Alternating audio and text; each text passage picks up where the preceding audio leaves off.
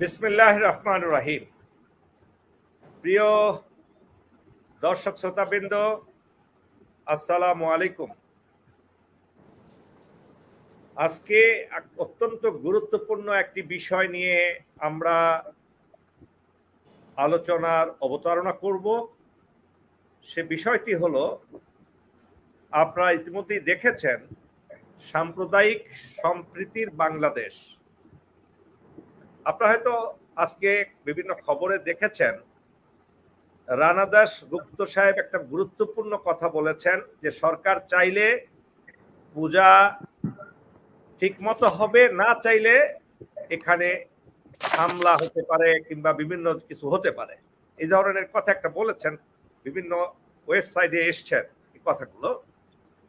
কিন্তু আমরা বাংলাদেশে আমি শৈশব থেকে দেখেছি, আমি আমার গ্রামে এবং আমার গ্রামের আশেপাশে এবং চাকরি জীবনের ঠিক এই পর্যন্ত যারা বাংলাদেশে মুসলিম ইসলাম ধর্মাবলম্বীদের পাশাপাশি আমাদের প্রিয় হিন্দু, বৌদ্ধ, খ্রিস্টান এবং অন্যান্য জাতি উপজাতিদের সাথে আমি শৈশব থেকে আমি কখনো কোনো ধরনের ঝগড়া কিংবা কোনো ধরনের মারামারি, কোনো ধরনের এই ধরনের কিছু আমি দেখিনি। এমনকি আপনারা আমার চেয়ে অনেক বেশি অভিজ্ঞ। আমাদের চাকরি জীবনে, যেমন সেনাবাহিনীতে আমি দীর্ঘদিন চাকরি করেছে, আমার চেয়েও বেশি চাকরি করেছেন এখানে আরো দুইজন সিনিয়র অফিসার আছেন। আমরা কখনো এটা মাথার মধ্যেই আসে না যে অন্য ধর্মাবলম্বী কেউ আমাদের কাছে কোনো ধরনের অবজ্ঞা কিংবা কোনো ধরনের কটু কথা কিংবা কোনো ধরনের তাদের প্রতি খারাপ আচরণ আমি করেছি কিংবা কোনো কাউকে করতে দেখেছি মুসলমানকে। এবং এই জিনিসটা, এই ভালোবাসা, পারস্পরিক ভালোবাসা, দেন শ্রদ্ধাবোধ, এই ইত্যাদি বিষয়গুলো আমাদের বাবা, আমাদের দাদা, আমাদের পূর্বপুরুষ তারা চর্চা করেছেন, একসাথে ব্যবসা বাণিজ্য করেছেন, একসাথে লেখাপড়া করেছেন। এখন আমার ক্লাস ফ্রেন্ডরা আমার সাথে যোগাযোগ আছে, বিভিন্ন দেশে আছে, জার্মানিতে আছে, ইতালিতে আছে, তারা আমার সাথে নিয়মিত যোগাযোগ করেন।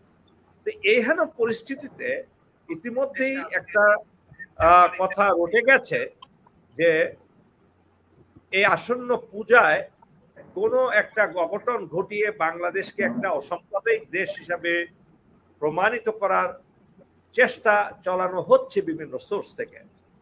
সেজন্য এই গুরুত্বপূর্ণ বিষয়টিকে নিয়ে, যেহেতু আমাদের বাংলাদেশে 18 কোটি মানুষ প্রত্যেকেই শান্তিপ্রিয়, সচেতন এবং তারা কাউকেই একমাত্র কিছু দুষ্কৃতিকারী ছাড়া, চোর বাটপার যারা আছে সব সমাজেই আছে, সন্ত্রাসী আছে, তাদের কথা আলাদা। তো তাদেরকে আমরা কিভাবে প্রতিহত করতে পারি এবং কিভাবে একটা সাম্প্রদায়িক সম্প্রীতির অনন্য উদাহরণ যে বাংলাদেশ, সে বাংলাদেশকে আমরা সেটা প্রমাণ করে দিতে পারি সারা বিশ্বকে, যেন we are all together, we love each other, we do not behave anything wrong with each other. আবার আজকের এই আলোচনা সবাই গুরুত্বপূর্ণ অতিথিরা আমাদের সাথে এসেছেন, সংযুক্ত হয়েছেন। প্রথমেই আমি পরিচয় করিয়ে দিচ্ছি সেনাবাহিনীর অত্যন্ত একজন জ্ঞানী, গুণী, বুদ্ধিজীবী অফিসার হিসাবে পরিচিত, শিক্ষাবিদ হিসাবে পরিচিত কর্নেল আশরাফ আল দিন। তিনি বাংলাদেশ মিলিটারি একাডেমির ৪র্থ শর্ট কোর্সের অফিসার এবং ৪র্থ শর্ট কোর্সটি বাংলাদেশ সেনাবাহিনীর অনন্য সাধারণ একটি কোর্স।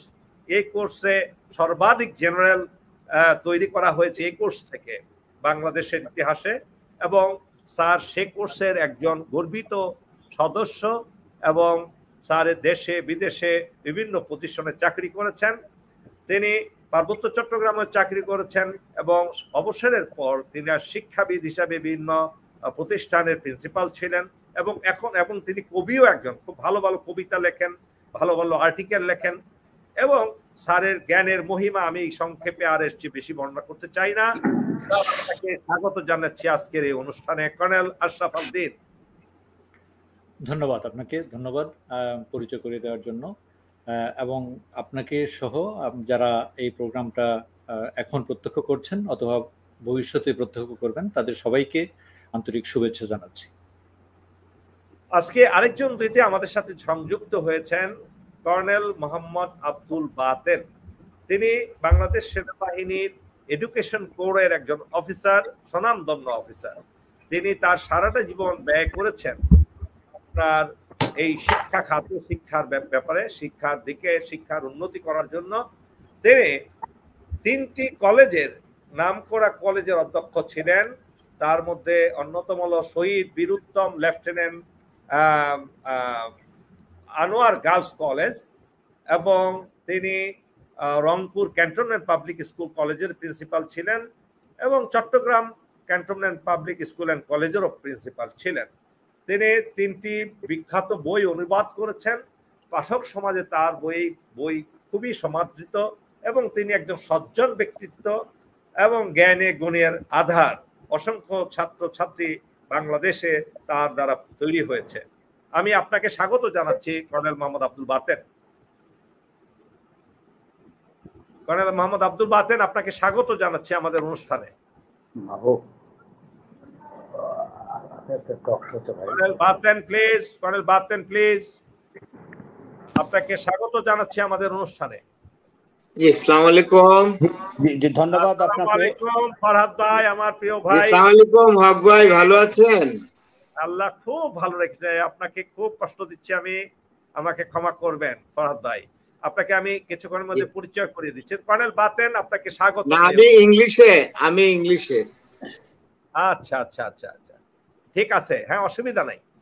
এরপরে আমি পরিচয় করিয়ে দিচ্ছি বাংলাদেশের সুপরিচিত মুখ, সবাই তাকে আমরা চিনি এক নামে, হিন্দু মহাজোট সভার মহাসচিব অ্যাডভোকেট গোবিন্দ চন্দ্র প্রামাণিক।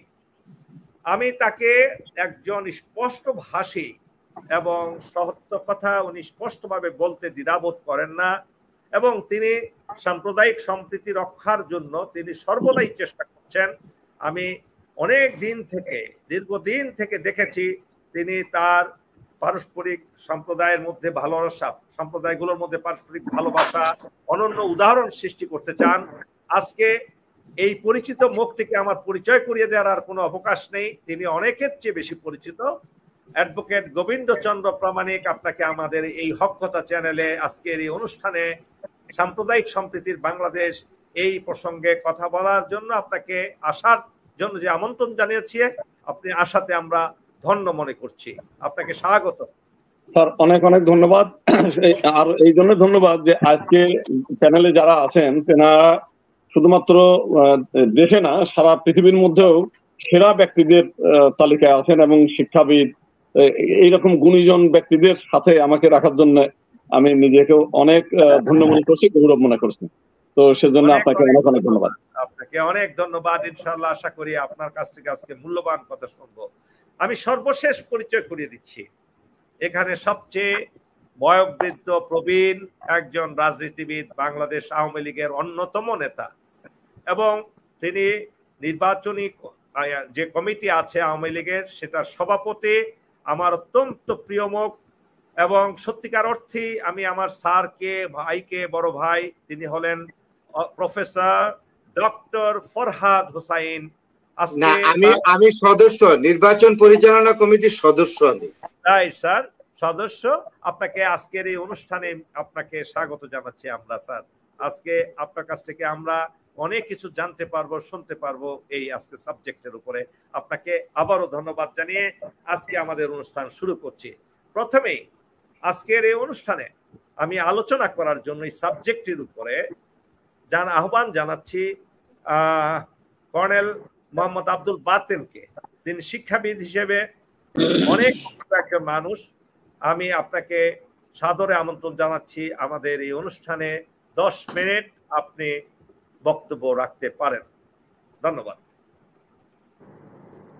ধন্যবাদ কর্নেল আব্দুল হককে আমাকে এই হক কথা চ্যানেলের মাধ্যমে যে আয়োজিত টক শো সেটিতে আমন্ত্রণ জানানোর জন্য।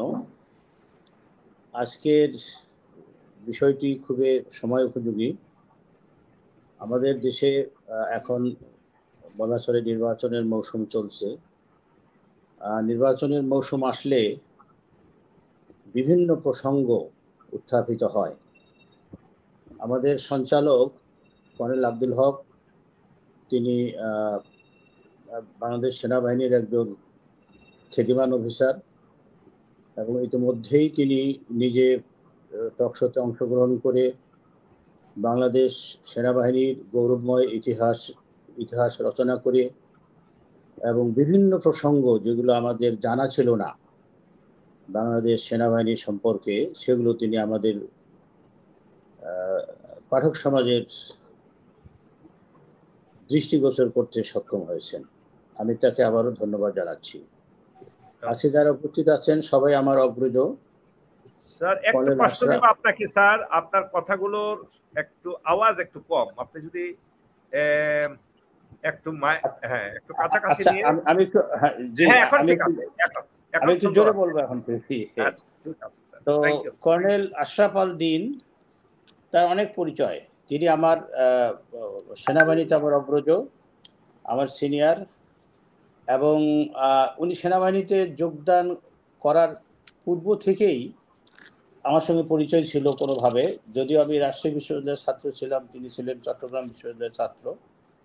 তো কোনো একটা সূত্রে তার সঙ্গে আমার পরিচয় হয়েছিল এবং সেই পরিচয়ের সূত্র ধরে পরবর্তীকালে কর্মজীবনে আমরা কাছাকাছি না থাকলেও আমাদের মধ্যে একটা আত্মিক সংযোগ ছিল। তিনি একজন খ্যাতিমান কবি, সাহিত্যিক। কর্নেল আব্দুল হক সম্ভবত তার পরিচয় দিতে যে একটি প্রসঙ্গ হয়তো এড়িয়ে গেছেন, আমি মনে করি সেটি আমাদের দেশবাসী জানা উচিত। তিনি বাংলাদেশ শান্তি মিশনে, আমরা জানি যে বাংলাদেশ শান্তি মিশনের মধ্য দিয়ে বাংলাদেশ সেনাবাহিনী এবং বাংলাদেশ পৃথিবীতে বিশেষভাবে পরিচিত হয়েছে। তো সেই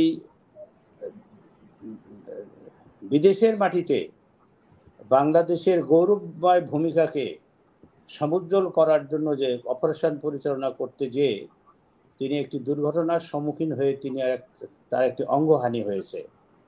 তো এই জন্য আমরা তাকে সকলে মিলে স্যালুট দেই যে আল্লাহ তাকে আমাদের সাবজেক্টে আসতে হবে স্যার। সাবজেক্ট আমাদের সাবজেক্ট।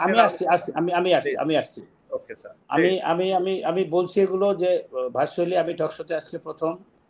আমি গোবিন্দ দাদা সম্পর্কে তার ব্যক্তিগতভাবে মুগ্ধ।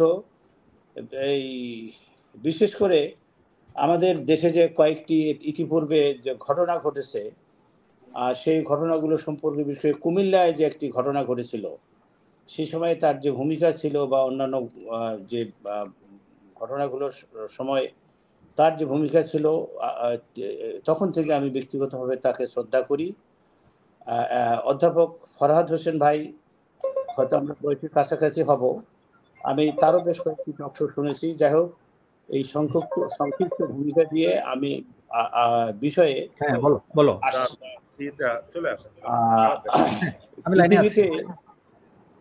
পৃথিবীতে এমন কোনো সমাজ নেই যেখানে একটি সমাজে বিভিন্ন বর্ণের মানুষ বসবাস করে না, এবং সবখানেই বলা চলে কম বেশি সম্প্রীতির সঙ্গে সকলে বসবাস করে আসে।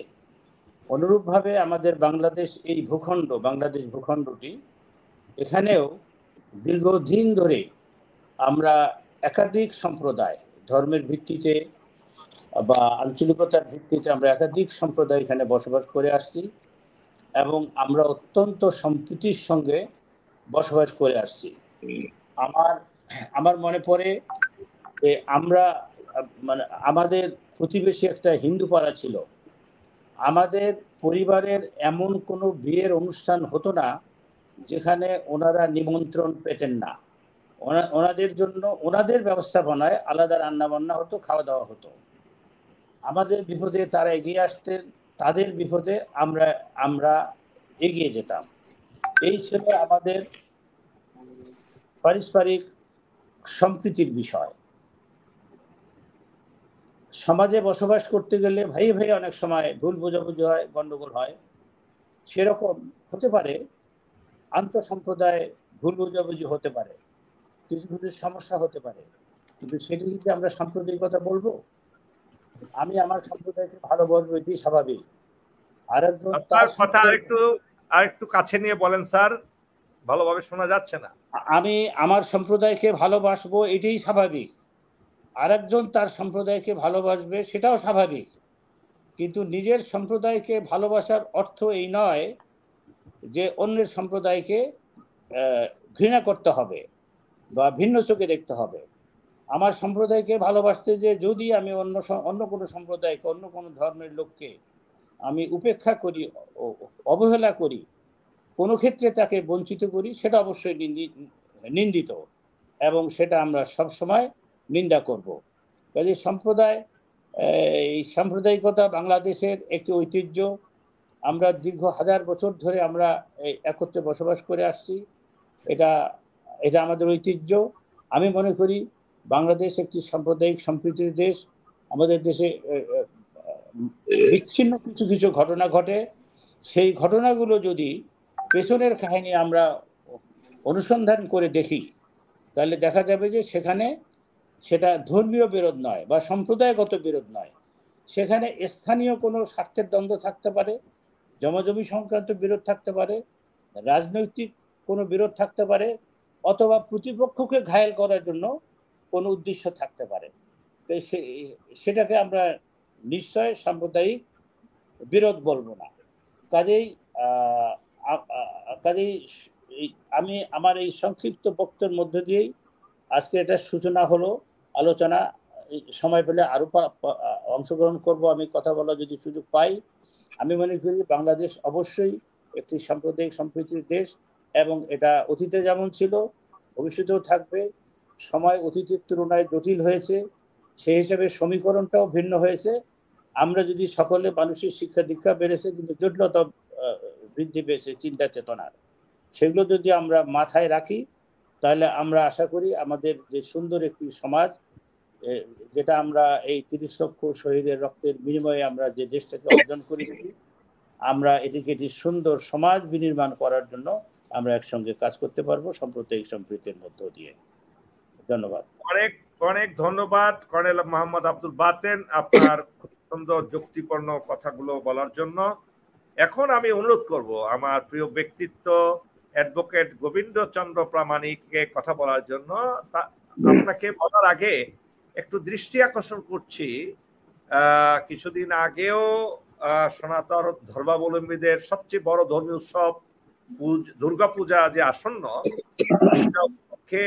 আমাদের হিন্দু বৌদ্ধ খ্রিস্টান ঐক্য পরিষদের সাধারণ সম্পাদক রানা দাশগুপ্ত একটি কথা বলেছেন, যে এরই মধ্যে প্রতিমা ভাঙচুর ও মন্দিরে হামলা শুরু হয়ে গেছে বলে অভিযোগ তিনি তুলেছেন। ঠিক জানি না কোথায় কিভাবে এটা হয়েছে। এই বক্তব্যের সাথে আপনি পোষণ করেন না আসলে ওই ধরনের ঘটনা? কেননা আমরা তো বিশাল এই দেশে 2126 বর্গ মাইলের এই দেশে আমাদের সব খবর তো আমাদের কাছে নাই। আবার আপনারা যেহেতু নিজেদের সম্প্রদায় সম্পর্কে খোঁজ খবর রাখেন, হতেও পারে এরকম ঘটনা ঘটতেও পারে, সেটাও আমরা উড়িয়ে দিতে পারি না। কেননা বাংলাদেশের যে সাম্প্রদায়িক সম্প্রীতির অনন্য উদাহরণ সৃষ্টি করার জন্য সব লেভেলে প্রচেষ্টা আছে, এই ব্যাপারে কোনো সন্দেহ নাই। এর মধ্যে চোর তো কিছু থাকবেই, মানুষ তো ভালো মানুষের মধ্যে কিছু চোর থাকবে, কিছু দুষ্কৃতিকারী থাকবে, কিছু সন্ত্রাসী থাকবে। সেই ধরনের লোকেরা যদি দুই একটা ঘটনা ঘটিয়ে ফেলে, সেটার জন্য যদি দ্রুত ব্যবস্থা গ্রহণ করা হয়ে থাকে, তাহলে কোনো আপত্তি থাকার কথা না। এই প্রসঙ্গে আপনি সবসময় স্পষ্টবাসী, আমি আশা করব আপনার তথ্য এবং তথ্যমূলক কথায় আমরা দর্শক সাধারণ মানুষরা উপকৃত হব। Floor is for advocate Gobindachandra Pramanik. Please আপনি। স্যার অনেক অনেক ধন্যবাদ। আজকে একটা অত্যন্ত গুরুত্বপূর্ণ আমি আবার সরি দাদার বক্তব্য শুনবো, আমি একটু মেসেজ দিয়ে আসি, আবার ইন করবো আমি। ওকে ভাইয়া, কোনো অসুবিধা নেই। তো অনেক অনেক ধন্যবাদ একটা গুরুত্বপূর্ণ বিষয় নিয়ে আলোচনা করার সুযোগ দেওয়ার জন্য। এবং রানা দাশগুপ্ত কয়েকদিন আগে যে বক্তব্য দিয়েছেন, আজকে কিন্তু তার ঠিক উল্টা বক্তব্য দিয়েছেন। আজকে যদি আপনি পত্রিকায় খোঁজেন তাহলে দেখবেন উনি বলেছেন সরকার চাইলে দুর্গাপূজায় হামলা হবে, না চাইলে হবে না। এই কথাগুলো কিন্তু উনি অতীতে বলেন নাই। অতীতে সবসময় ওনার একটা ছিল, সেটা হচ্ছে, এটা স্বাভাবিক, উনি যেহেতু সরকারের থেকে সুবিধাভোগী, উনি সরকারের প্রসিকিউটর ছিলেন এবং সমস্ত ঘটনাগুলো ওনার নলেজে, কারণ প্রশাসনের সঙ্গে যারা থানায় দায়িত্বপ্রাপ্ত থাকে সারা বাংলাদেশে ওনার একটা সংগঠন আছে, কোথায় কি ঘটে, কারা ঘটায়, কি কারণে ঘটায়, মানে সাধারণ জনগণ তার মানে কর্মী বাহিনী উইথ প্রশাসনের কাছ থেকে ওনার কাছে নলেজে আছে, যেহেতু উনি হচ্ছে প্রসিকিউটর, আপনার প্রসিকিউটর ছিলেন। তো উনার এতদিনের যে কাজটা ছিল সেটা হচ্ছে যা ঘটনা ঘটুক সেই ঘটনা যদি সরকার করুক অথবা বাইরের লোক করুক, ওনার কাজ হচ্ছে সেটাকে ইনিয়ে বিনিয়ে নতুন যুক্তি দাঁড় করিয়ে ওই যে বিএনপি জামাতের ঘাড়ে দায় চাপিয়ে দেওয়া। এবং এই কাজটা কিন্তু উনি খুব মানে সুকৌশলে এবং এই কাজটা মানে কাজের ক্ষেত্রে সততা, যেহেতু সরকারি ভাতা পায়, সততা এবং নিষ্ঠার সঙ্গে উনি সেই পরিচয়টা দিয়েছেন। হঠাৎ করে আজকে উনি যখন বলছেন যে সরকার চাইলে হবে না হইলে হবে না, তার মানে উনি সত্য কথাটা এই কারণেই বলছেন যে ওনার জানা আছে যে অতীতের সমস্ত ঘটনাগুলো এই সরকারই করিয়েছে রাজনৈতিক কারণ। আপনার কাছে একটা জিনিস বলি যে শুধু বাংলাদেশ না, পৃথিবীর কোনো মানুষই অকারণে ঝামেলায় যেতে চায় না, কেউই না। আর এক ধর্মের উপরে, আর এক ধর্মীয় রীতিনীতি আদর্শের উপরে হামলা, লুটপাট, অগ্নিসংযোগ, এই কাজগুলো কেউই করতে চায় না। এই কাজগুলো করায় বিশেষ কোনো ব্যক্তি করায়, তাদেরকে ব্যবহার করে, দুষ্ট লোকদেরকে পয়সা দিয়ে লোভ দেখিয়ে তাদেরকে ব্যবহার করে এটা রাজনৈতিক ফায়দা নিতে চায়। এবং এই ঘটনাগুলো আমরা অতীতের যতগুলো ঘটনা দেখেছি প্রত্যেকটি ঘটনার পিছনে সরকারের ইন্ধন ছিল এবং সরকারি লোকগুলো এই কাজগুলো করে বিরোধী দলকে সাহায্য করতে হবে, তাদের ধরতে হবে। অতএব ওই এলাকায় একটা ঘটনা ঘটানোর পরে ওই এলাকার যে সমস্ত বিরোধী লোক আছে তাদেরকে গ্রেপ্তার করেন, তাদেরকে জেলে ঢুকান সরকারি ফায়দা লুটার জন্য। বাংলাদেশ সাম্প্রদায়িক সম্প্রীতির দেশ, হাজার বছরের সাম্প্রদায়িক সম্প্রীতি, শুধু তখন না এখনো। আমার নিজের ব্যক্তি জীবনেও দেখছি যে এই যে আমি ঢাকা শহরে আজকে উকালতি করে খাচ্ছি সুপ্রিম কোর্টের উকিল, সেখানেও কিন্তু এক সালেক ভাই নামে এক ভদ্রলোক আমার বাড়ির থেকে কিন্তু কোনো টাকা পয়সা দেয়, আমি তার বাসায় থেকে সে আমার লেখাপড়া, খাওয়া, থাকা সব ব্যবস্থা করে দিয়ে, এবং উনি বেঁচে আছেন এখনো। তার প্রতিদান উনি কখনো চান নাই যে বিনিময়ে আমার পক্ষে কথা বলা, আমার সম্প্রদায়ের পক্ষে কথা বলা, তা উনি আমার যতটা করেছেন সেটা। তো সেই কারণে খালি আমার ক্ষেত্রে তা না, সারা বাংলাদেশেই সমস্ত কাজে আমরা বিভিন্ন ভাবে, এমনকি পূজা পার্বণেও অনেকে আছে কিছু টাকা পয়সাও দিয়ে ওনারা এই করেন যে ঠিক আছে তোমরা করো, তোমাদের উৎসব করে আমরা হেল্প করবো। এখন এই কাজগুলো, এই যে সমাজের মধ্যে যারা বিশৃঙ্খলা ঘটায়, এই ঘটনায় যারা ঘটায়, সেই ঘটনাগুলো কিন্তু রানাদার গুপ্তরা জানে। তো এতদিন না বলে এখন উনি বুঝতে পারছেন, ওনার কাছে মনে হচ্ছে মানে এমনিতে তো বাজারে গুজব আছে যে হঠাৎ করে এই সরকারের একটা পতন হয়ে যেতে পারে, তাহলে আর একজন যদি আসে তখন তো তার কাছ থেকে আমার সুবিধা নিতে হবে। ভদ্রলোক একটু লোভী টাইপের, ক্ষমতা চায়, পয়সা চায়, সুযোগ সুবিধা চায়। তো যদি অন্য কেউ ক্ষমতায় এসে যায় তখন তো তার কাছে একটা ধর্ণা দিতে হবে, তার কাছে লাইন দিতে হবে। তো সেই সুযোগটা নেওয়ার জন্য উনি আজকে একটা সত্য কথা বলে দিয়ে একটা রেকর্ড রাখলেন, যাতে ভবিষ্যতে এই রেকর্ড বাজিয়ে তাদের কাছে বলা যায় আমি তো তখনও বলেছি যে সরকারের এই কাণ্ডগুলো। উনি খুব সুকৌশল এবং চাতুরীর সঙ্গে এই কাজটা করেছেন। তো এখন যে বিষয় আমরা বলতে চাই যেটা, সে এইভাবে এই কথাটা উনি না বলে বরং সততার সঙ্গে যদি থাকতো, ওনার কাছে যদি সামাজিক দায়বদ্ধতা থাকতো, ওনার কাছে যদি স্বজাতির প্রতি একটু দায়িত্ববোধ থাকতো, তাহলে কিন্তু উনি প্রথম থেকে এটা বাধা দিতেন। শুধু পেশা হিসেবে নিয়ে সরকারের কাছ থেকে ভাতা নিলাম এবং হিন্দুরা যাতে আওয়ামী লীগের বাইরে চলে না যেতে পারে, আওয়ামী লীগের খাতায় বন্দি রাখার যে কলা কৌশলগুলো উনি গ্রহণ করে, সেই কাজগুলো না করে সত্যিকার অর্থে সমাজ, জাতি, ধর্ম বাঁচানোর জন্য উনি সর্বতভাবে চেষ্টা করতেন। এবং উনি এই বিষয়টা সত্য যে গত কয়েকদিন আগে ফরিদপুর এবং সহ 4টে জায়গায় মণ্ডপ ভেঙেছে, সে পূজা মণ্ডপ ভেঙেছে, ওনার কাছে নলেজ আছে যে এই ভাঙার কাহিনীগুলো করেছে সরকারি দলের লোকজন। অতএব এখন ওইটাকে জেনে ফেলছেন যখন, এখন ওইটাকে একটু পরিষ্কার করলেন যে হ্যাঁ ওনারা এই কাজগুলো করেন। ওনার বক্তব্য ইনিয়ে বিনিয়ে এইটাই বোঝাইতে। তো আমরা চাইবো যে বাংলাদেশ একটি সম্প্রীতির দেশ, শুধু বাংলাদেশ না পৃথিবীর সব মানুষের সম্প্রীতির সঙ্গে বসবাস করতে চায়। সমস্ত জাতিরাই এই দুষ্ট চক্র যারা এই খারাপ কাজগুলো করে তাদেরকে চিহ্নিত করা উচিত এবং তাদেরকে যারা ব্যবহার করে তাদেরও চিহ্নিত করা উচিত। আমরা চাই যে পৃথিবীর সমস্ত মানুষ শান্তিতে থাক, যার যার ধর্ম, যার যার আচরণ নিয়ে ই করুক। পৃথিবীর সব মানুষ কোনোদিনও একমতের হয় না। আমাদের নবী হযরত মুহাম্মদ উনি যে এক মত তৈরি করেছিলেন, উনি মৃত্যুবরণ করার সঙ্গে সঙ্গে দুই মত হয়ে গেছে ওনার ভাগাভাগি। পৃথিবীর এইটা হলো প্রকৃতির নিয়ম। প্রকৃতি হচ্ছে না মানুষকে নানান মত, নানান চিন্তা, নানান এইভাবে তৈরি করেছেন, যার কারণে এক একজনের আচরণ এক এক রকমের। এবং এই পৃথিবীতে কোনোদিনও পৃথিবীর সব মানুষ এক মতের হবে এটা হবে না। অতএব সব মত যেহেতু একমতের হবে না, অতএব সম্প্রীতি যে যার এটা করুক, করে কিন্তু আমাদের নিজেদের মধ্যে যেন আমরা দ্বন্দ্ব সংঘাত না করি, নিজেরা যেন হামলা লুটপাট দাঙ্গা হাঙ্গামা না করি, এই কাজটাই মূলত আমাদের করা উচিত। তাহলে এই পৃথিবীটাই একটা বেহেশতখানা হয়ে যাবে। এটা হচ্ছে আমার মত। ধন্যবাদ। অনেক ধন্যবাদ আমাদের প্রিয়। আসলেও আপনি একজন আইনজীবী হিসেবে আমি লক্ষ্য করেছি আপনি সত্য কথাটা বলতে কখনো দ্বিধা করেননি এবং এইভাবে বলে যাবেন, কেননা সত্য প্রতিষ্ঠিত হবে, মিথ্যা পরাজয় হবে, এটাই স্বাভাবিক, এটাই নিয়ম। পৃথিবীর শুরু থেকে শেষ পর্যন্ত এটা হতেই থাকবে। সত্য কথা বলতে গেলে কিছুটা বাধা বিঘ্ন আসবে, কিছু দুর্নাম হবে, কেননা সমাজের মানুষ সমালোচনাটা এমনি না বুঝে করে, কেউ কেউ বুঝে করে। তো সুতরাং হতাশ হওয়ার কিছু নেই, আপনি কথা বলতে থাকুন। আরেকটা জিনিস দাদা আপনার দৃষ্টি আকর্ষণ করছে আমি, মেজর সিনহা যখন নির্মমভাবে হত্যার শিকার হয় ওসির মাধ্যমে, তখনও কিন্তু এই রানা দাশগুপ্ত সেই সাজাপ্রাপ্ত ওসির পক্ষ নিয়ে সে সারা দেশে আন্দোলন করে বেরিয়েছে। আপনার যদি মনে থাকে নিশ্চয়ই আছে।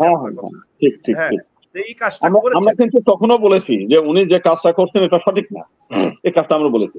আর সর্বশেষ স্যার, আমি চাই যে হক কথাটা, যেমন নামটাও সুন্দর, যে হক কথা মানে সত্য কথা, আদর্শ কথা, নীতি কথা। আমরা চাই যে এই চ্যানেলটা বাংলাদেশের একটা জনপ্রিয় চ্যানেল হিসেবে তৈরি হবে, সবার সত্য কথাটা যেন এখানে উন্মোচিত হয়, সেই জিনিসটা। আর স্যার একটু অনুমতি দিলে, আমার বাসাটা একটু দূরে, যদি দেন অনুমতি দিলে আমি যেতে পারি। অনেক অনেক ধন্যবাদ আপনাকে এই অনুষ্ঠানে অংশগ্রহণ করার জন্য। আমরা আপনার মঙ্গল কামনা করি, সৃষ্টিকর্তা যাতে আপনাকে ভালো রাখেন, এভাবে আপনি শেষ মুহূর্ত পর্যন্ত যাতে আপনি সত্য কথা বলে যেতে পারেন এবং মানুষ উপকৃত হবে, দেশের মানুষ আপনার এই কথা শুনে উদ্বুদ্ধ হবে, আমাদের ভিতরে সম্প্রীতি ভালোবাসা আরো দিন দিন বৃদ্ধি প্রাপ্ত হবে। আমি অনুরোধ করবো কথা বলেন, দোয়া চাই আমাদের এই দুই স্যার যারা আছেন, ওনাদেরও দোয়া চাই। ওনাদের যে যোগ্যতা শুনলাম, যে শুনলাম, ওনাদের সঙ্গে একসঙ্গে থাকা। আপনার সম্বন্ধে কিছু বলতে চাচ্ছেন, কথা বলতে চাচ্ছেন, আপনি শুনে যান। গোবিন্দ বাবুকে কিছুক্ষণ, আপনারা হলেন অনুষ্ঠানের অলংকার, আপনারা যদি না থাকেন তাহলে তো অনুষ্ঠানটা অনেকটা নিষ্প্রভ হয়ে যাবে। না, অলংকার স্যার আপনি দেশের একজন শুধুমাত্র শিক্ষাবিদ না, অনেক গণ্যমান্য ব্যক্তি। ওই আমাদের আব্দুল বাতেন স্যার, উনিও তাই। তো ওনাদের কথা শোনা তো আমাদের অবশ্যই দরকার। ওনাদের কাছ থেকে পরামর্শ নেওয়া উচিত, নীতি আদর্শ শিখা উচিত, অনেক কিছু শেখার আছে আপনাদের কাছ থেকে। ধন্যবাদ স্যার, বলুন আপনি একটু থাকেন। Okay sir, thank you. আমি আমাদের কর্নেল আশরাফ আল দ্বীনের বক্তব্য এখন এই প্রসঙ্গে শুনবো, এবং সিনিয়র মোস্ট যেহেতু আমাদের প্রফেসর ডক্টর ফরহাদ হোসাইন শ্রদ্ধেয় ভাই সবার শেষে বলবেন। এখন আমি অনুরোধ করব কর্নেল আশরাফ আল দ্বীনকে তার এই প্রসঙ্গে সাম্প্রদায়িক সম্প্রীতির অনন্য উদাহরণ যে বাংলাদেশ, এটা কিন্তু আমরা হারাতে চাই না, এই সুনামটা হারাতে চাই না, এবং কিছু লোক চাবে আমাদের এই সুনামটাকে ধ্বংস করার জন্য, সেটা দিকেও সতর্ক থাকতে হবে। তো সেই কারণে আমি স্যারকে বলবো, স্যার আপনার দীর্ঘ অভিজ্ঞতার আলোকে, আপনি চট্টগ্রামের একজন, চট্টগ্রামে আপনার জন্মস্থান, চট্টগ্রামে তো অসংখ্য হিন্দু, বৌদ্ধ, খ্রিস্টান আছে। একমাত্র চট্টগ্রাম এমন একটা ডিস্ট্রিক্ট যে সব ধরনের, সব ধর্মীয় গোষ্ঠীর লোকেরা, এমনকি উপজাতি, বাংলাদেশের ম্যাক্সিমাম উপজাতিরা বসবাস করে চট্টগ্রাম বিভাগে, অর্থাৎ আমাদের পার্বত্য চট্টগ্রাম, এমনকি আপনাদের চট্টগ্রাম ডিস্ট্রিক্টেরও আশেপাশে অনেক উপজাতি আছেন। সেই দৃষ্টিকোণ থেকে স্যার আপনি যদি এই প্রসঙ্গে কিছু বলেন, যাতে আমাদের দেশবাসী উদ্বুদ্ধ হবে এবং আমরা আরো বেশি আমাদের দেশপ্রেম জাগ্রত হবে, দেশকে একটা অনন্য সাধারণ দেশ হিসাবে বিশ্বের বুকে আমরা গড়ে তুলতে পারি, দেখাতে পারি, সেই বিশ্বাস সবার মধ্যে প্রতিষ্ঠিত হবে। Colonel Ashraf Al Din, please. Thank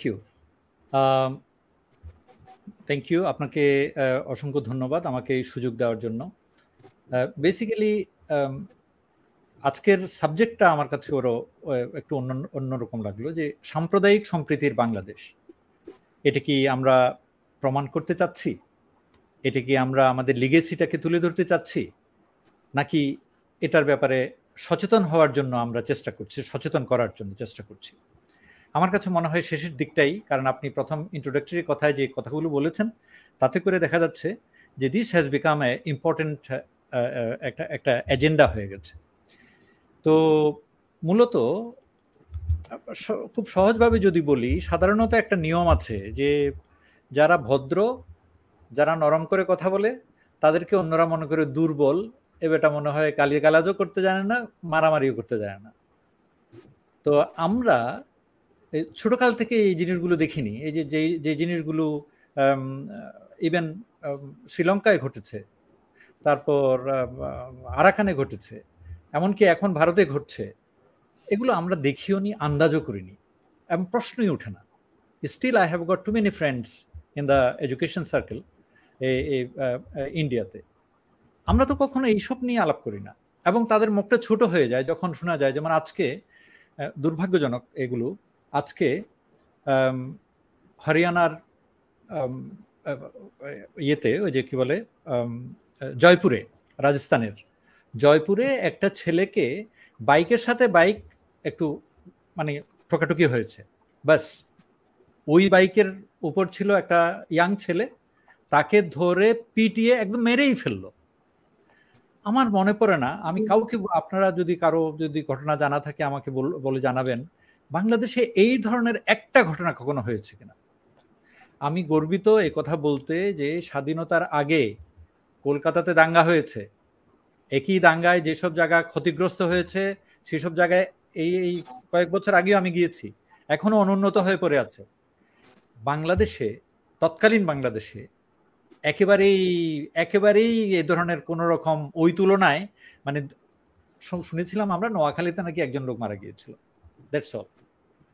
otherwise এই যে জীবনহানি করাটা এই দেশের মানুষের স্বার্থে পোষায় না। কিন্তু কেন জানি না এই যে সাম্প্রদায়িকতা এবং সাম্প্রদায়িক এই কথাটাকে ডেফিনিশন হিসেবে যখন ব্যবহার করা হয়, তখন মনে হয় যেন সাম্প্রদায়িকতা মানেই হচ্ছে ইসলাম ইজ টার্গেট, মুসলিমস আর টার্গেট।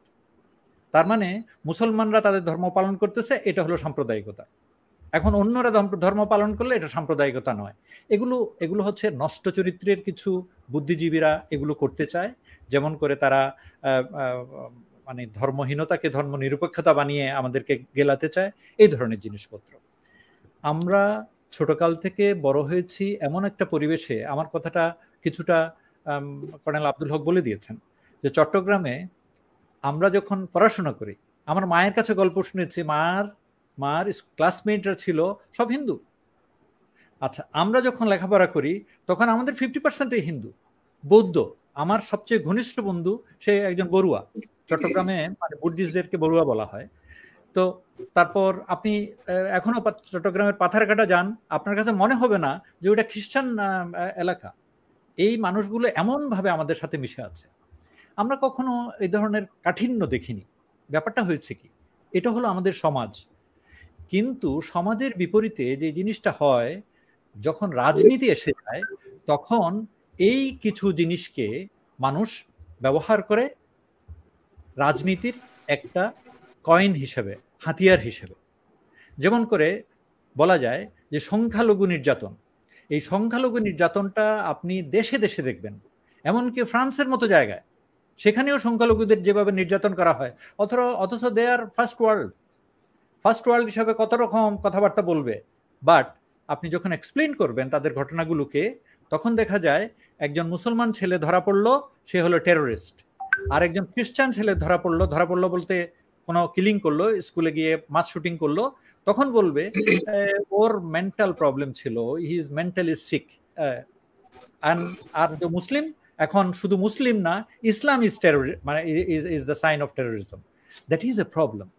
তো এই জন্য আমি বলবো এই জিনিসগুলো আমাদের প্রতিবেশী, আমাদের চারিদিকে যে দেশগুলো আছে, যে বার্মাতে এগুলো হয়েছে, একটু দূরে আছে শ্রীলঙ্কা, এবং শ্রীলঙ্কাতে হঠাৎ করে বৌদ্ধ ভিক্ষুরা খেপে গেল এবং মুসলমানদের উপর আননেসারি কি একটা জিনিস করে ফেললো। এগুলো হচ্ছে ইনভেস্টিগেশন, পলিটিক্যাল কতগুলো রাজাপাকসের পরিবার চেয়েছিল এই ধরনের বিভক্তি আনতে।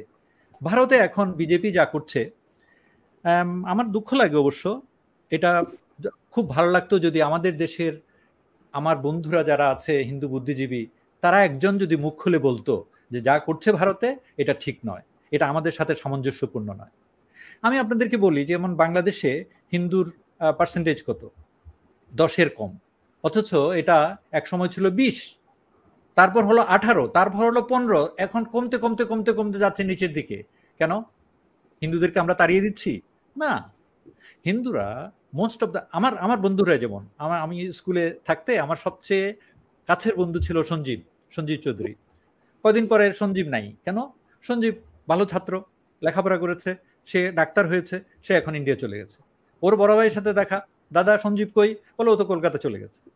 এইভাবে এই যে আমাদের দেশের হিন্দুরা অধিকাংশই যারা মনে করে যে তাদের জন্য একটা সেফ এবং নিজস্ব জায়গা হচ্ছে ভারত, এবং ভারতে চলে যায়, যার জন্য আমাদের এখানে যে এই যে percentage of Hindu is reducing. এবং অনেকে বড় দুঃখজনক এটাকে দেখাতে চায় এইভাবে যে প্রচন্ডভাবে হিন্দু নির্যাতন হচ্ছে। অথচ কি আশ্চর্য ব্যাপার বলেন তো, ভারতে যারা মুসলমান আছে তারা তো বাংলাদেশ তাদের পিতৃভূমি না, বা তাদেরকে তত অত্যাচার করেন, এখানেও আসবে না, পাকিস্তানেও যাবে না, ভারত তাদের দেশ। আমাদের এখানে যারা হিন্দু জন্ম নিয়েছে তারা যদি পছন্দ করে অন্য কোথাও চলে যেতে, কিছু তো করার নেই, বাট যদি যারা আছে তারা কত ভালো আছে দেখুন। আমাদের হিন্দুর পার্সেন্টেজ এখন 10-এর কম, কিন্তু চাকরিতে বলেন, শিক্ষায় বলেন, সব জায়গাতেই হিন্দুদের percentage is much more than even 25, even 40, কোনো কেসে ইজ 50%। এটা আমাদের জন্য কোনো মানে আমাদের এটা নিয়ে কেউ মিছিল বের করেছে? আমাদের এখানে অনেক ধর্মীয় রাজনীতিক দল আছে, অনেকেই আছে যারা হয়তো নিজেদের ধর্মীয় স্বার্থ নিয়ে কথা বলে, কিন্তু আপনি দেখেছেন কখনো এগুলো নিয়ে কোনো মিছিল করতে, এগুলো নিয়ে কোনো প্ল্যাকার্ড সাজাতে? কি জন্য? এটা হলো মেনে নেওয়া, এটা হলো সহাবস্থান, এটা হলো অ্যাকোমোডেশন, এটা হলো প্রোভাইডিং স্পেস। এখানে যে জিনিসটা আমি বলবো সেটা হচ্ছে অযাচিত বক্তব্য দেওয়া। অনেকেই, আমি জানি না, আজকাল অনেক সময় আমার মুখে অন্যদের বক্তব্য দিয়ে ওই যে আর্টিফিশিয়াল ইন্টেলিজেন্স দিয়ে প্রচার করতে পারে যে আমি কাউকে গালিগালাজ করছি, বাট আমাদের কোনো হিন্দু ভাইদের উচিত হবে না এই ধরনের কোনো বক্তব্য দেওয়া যাতে করে অন্য একটা পার্টিকুলার পলিটিক্যাল পার্টির উদ্দেশ্য সাধিত হয়। এই যে একটু আগে অ্যাডভোকেট গোবিন্দ যে কথাগুলো বললেন, আমি একেবারে নাম করে করে বলতে চাই না। এই যে রানা দাশগুপ্ত সম্পর্কে আমি কিছুই বলতে চাই না, শুধু একটা কথা বলবো, আমি চট্টগ্রামের ছেলে, আমার বড় ভাই মুক্তিযুদ্ধে গিয়েছিলেন, আমরা মুক্তিযোদ্ধা পরিবারের সন্তান। ওই রানা দাশগুপ্তদেরকে টোকা দিয়ে দেখেন কোথায় যুদ্ধ করেছিল, কোথায় গিয়েছিল, এবং তাদের ব্যক্তিগত রেপুটেশন চিটাগংয়ে, এটা আমি আর এগুলো নিয়ে কথা বলতে চাই না। সুতরাং এরা ওই সরকারি দলের স্পন্সরশিপ পেয়েছে, যা ইচ্ছে তাই করেছে, যা ইচ্ছে তাই বলছে। কিন্তু আমার মানে দুঃখ হচ্ছে এই যে বলা, এটাকে নিয়ে কিছু মানুষ রাজনীতি করে এই দেশে, আবার কিছু মানুষ রিপোর্টিং করে পশ্চিমবঙ্গ থেকে। অথচ আমি পশ্চিমবঙ্গে গিয়েছি, পশ্চিমবঙ্গে যেখানে মুসলমানের সংখ্যা পার্সেন্টেজ কোনো জায়গায় 33%, কোনো জায়গায় মোর দেন 25%, অথচ আপনি গিয়ে দেখেন চাকরিতে, বাকরিতে, শিক্ষায়, কোথাও এখানে ইভেন নট ইভেন 2%। সো ওদের জন্য তখন আমি দুঃখ করতে পারি, আর কিছু না। কিন্তু আমাদের যে এখানে একটা যে সাম্প্রদায়িক সম্প্রীতির বাংলাদেশ, এই কথা বলার জন্য কারো রিকমেন্ডেশন দরকার নাই। আমরা ছোটকাল থেকেই এটা দেখেছি। এই যে একটু আগে আপনি বলতেছিলেন আমার বাবার বন্ধু, আমি তাহলে একটু একটা লাইটার নোটে একটা কথা বলি। আব্বাকে তো আমরা খুব রেসপেক্ট করি, আব্বা খুব ভারিক্কি মানুষ ছিলেন, সমাজে সালিশ বিচার করতেন। একদিন গেটের মধ্যে এসে দেখি একজন ধুতি পরা লোক, তারপর যে ইয়ে করে, ওনাকে আমরা চিনতাম না, এসে আব্বার নাম ধরে ডাকছে, আচ্ছা অমুক কোথায়। আমার তো কান গরম হয়ে গেছে যে আব্বার নাম ধরে ডাকছে, এটা কে? তারপর পরে আব্বা দেখি বের হয়ে গেল, আরে তিনকড়ি তুই তো কোত্থেকে আসলি এতদিন পরে, আয়। দেখি তিনকড়ি দাস আব্বার ছোটকালের বন্ধু। তারপর আব্বার সম্পর্কে আমাদেরকে যে গল্প করা শুরু করলেন, বলে তোমার আব্বা এরকম ছিলেন, এরকম মেধাবী ছিলেন। এন্ড তারপর থেকে ওই তিনকড়ি দাসের বাড়িতে কোনো পূজা পার্বণ হলে আমাদের বাড়িতে একটা হাঁড়ি চলে আসে, ওই হাঁড়ির মধ্যে নাড়ু টাড়ু ইত্যাদি। কই, আমরা তো কোনোদিন এগুলো ফেলে দেইনি। আমি আপনাকে দুঃখের একটা কথা বলি, আমার এক বন্ধু বনমালী ঘোষ, তার বাবা আমার আব্বার ক্লাসমেট ছিল। তো ও আমাদের বাসায় আসে, তো খেতে দিলে খায়, তারপর আমাদের সাথে পড়াশোনা এটা ওটা করে। সে আমাকে কোনোদিন তাদের বাসায় যেতে বলে না। তা আমি একদিন বললাম যে কিরে তুই তোর বাসায় আমাকে কখনো নিয়ে যাস না? তো একদিন গেলাম, যাওয়ার পরে ওর বাসায় কিছুক্ষণ, বাস ছোট মানুষ আমরা, আমি 7 বা 8-এ পড়ি, তো কিছুক্ষণ সময় কাটানোর পরে চলে আসতেছি। আসার পরে তখন দেখেন আমরা বন্ধু, আমাদের মধ্যে তো কোনো সংকীর্ণতা নেই। কি ও আমাকে বলে, কি বলে, আশরাফুদ্দিন তুমি জানো তোমাকে কেন আমাদের বাসায় আনি না? না তো, আমি তো এই যে বুঝিনি। বলে এই যে তুমি চলে যাচ্ছ এখন, তুমি যাওয়ার পরে আমার মা ঘরটাকে পবিত্র করবে গোবর ছিটা দিয়ে।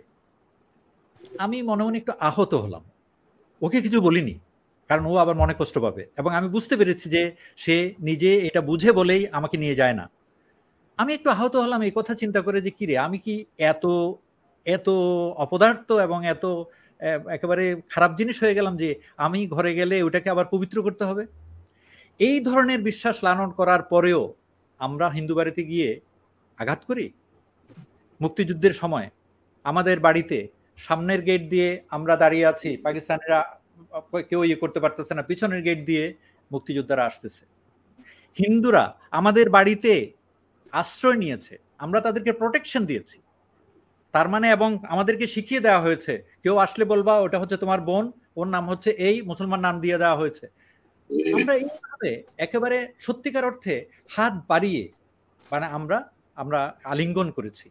তো এখনকার যে অবস্থা সেটার জন্য আমি বলবো যে রাজনৈতিক উদ্দেশ্যে মানুষ ভাই ও ভাইকে হত্যা করে। সুতরাং আমাদের যারা হিন্দু ভাইরা আছে, বৌদ্ধরা আছে, খ্রিস্টানরা আছে, তাদেরকে নিয়ে আলাদা এই ধরনের প্ররোচনামূলক একটা বিভক্তি তৈরি করার জন্য কিছু রাজনীতিবিদ করবে। আমি সব রাজনীতিবিদ বলছি না, সব দলের কথা বলছি না। এটার ব্যাপারে সচেতন হতে হবে আমাদের হিন্দু ভাইদেরকে, তাদেরকেই কোমর সোজা করে।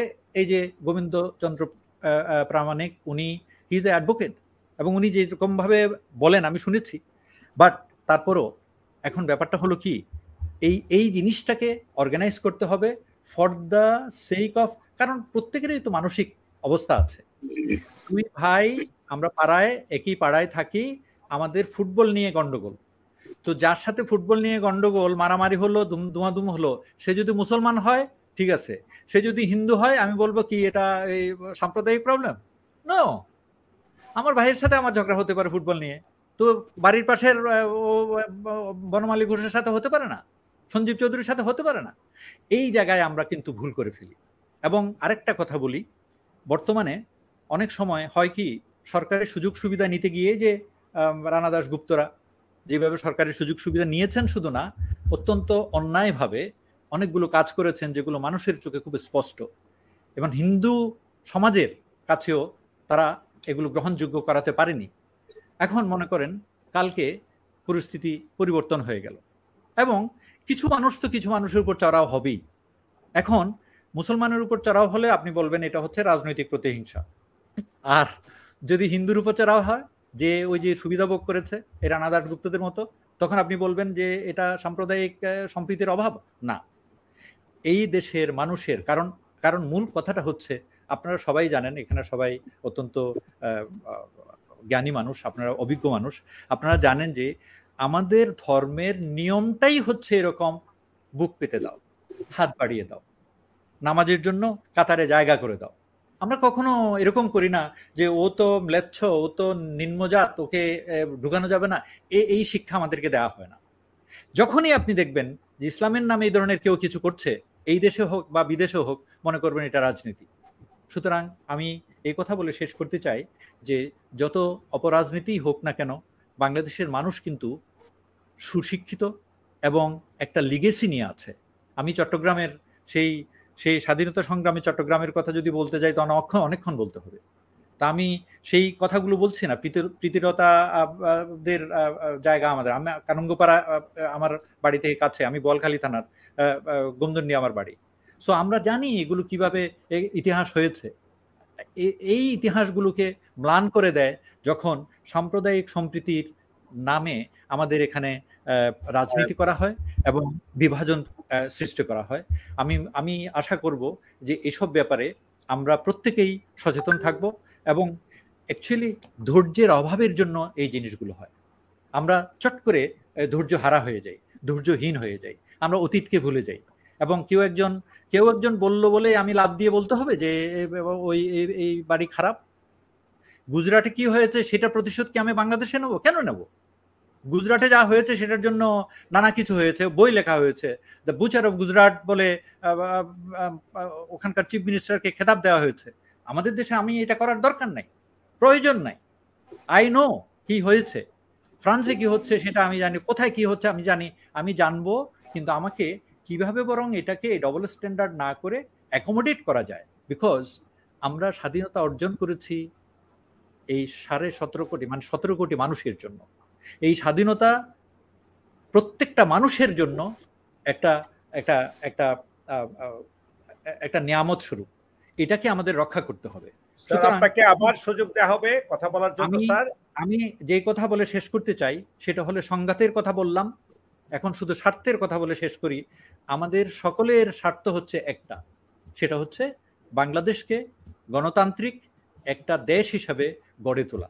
এই গণতান্ত্রিক অধিকারের জন্য আমরা স্বাধীনতা আন্দোলন করেছিলাম, স্বাধীনতা যুদ্ধ করেছিলাম। এখন সেই গণতান্ত্রিক অধিকার যদি চলে যায়, আমাদের বরং হিন্দু, মুসলমান, বৌদ্ধ, খ্রিস্টান একসাথে সেটার জন্য রুখে দাঁড়াতে হবে। এই এই এই যে এই ছোটখাটো জিনিসপত্র নিয়ে নিজেদের মধ্যে ভ্রাতৃঘাতী কোন রকম ষড়যন্ত্রকে আমরা প্রশ্রয় দেওয়া উচিত না, এবং সেইটুকু ধৈর্য আমাদের থাকা উচিত। আমার কথাগুলো ধৈর্য ধরে শোনার জন্য আপনাদের সবাইকে আন্তরিক ধন্যবাদ। অনেক অনেক ধন্যবাদ স্যার আপনাকে। আপনি খুব সুন্দর করে প্রত্যেকটি বিষয় বোঝা যায় যে আপনার গভীর এটা নিয়ে গবেষণা আছে, আপনি সেইভাবেই কথা বলেছেন। তবে পরবর্তীতে আপনাকে সুযোগ দেওয়া হবে স্যার, আপনি যদি কাইন্ডলি এই একটা বর্তমান পরিস্থিতিতে সরকারের কি করণীয় এ বিষয়ে, যাতে কোনো ধরনের সাম্প্রদায়িক বিদ্বেষ কিংবা এই না ছড়াতে পারে, সে সম্পর্কে আপনি বলবেন। এখন আরেকটা জিনিস গোবিন্দচন্দ্র প্রামাণিক ভাইকে বলবো, যাওয়ার আগে আপনি বলে যান যে আপনাদের ধর্ম, হিন্দু ধর্মে সাম্প্রদায়িক সম্প্রীতি সম্পর্কে কি উপদেশ দেয়, এটা আপনি বলবেন আপনার সময় আসলে। এখন একটু দয়া করে স্যার, আমার বাসা হচ্ছে অনেক দূরে, আমাকে একটু যেতে হবে। আমি একটা কথা বলে যাই যে স্যারের যে জ্ঞানের গভীরতা, এটা অতুলনীয়, অসাধারণ। আমি চাই যে হক কথায় যেন মাঝে মাঝে স্যারকে একটু আনা হয়, ওনার কাছ থেকে আমরা অনেক কিছু শিক্ষা পেতে চাই, অনেক কিছু জানতে চাই, এইটুকু আর কি। আমি অন্য একদিন বলবো স্যার, আরেকদিন একটু দেখ। অনেক অনেক অনেক অনেক ধন্যবাদ আপনাকে, এবং আপনাকে ইনশাল্লাহ আমরা ঘন ঘন আমাদের অনুষ্ঠানে আশা করি। অনেক ধন্যবাদ আপনাকে। আল্লাহ হাফেজ।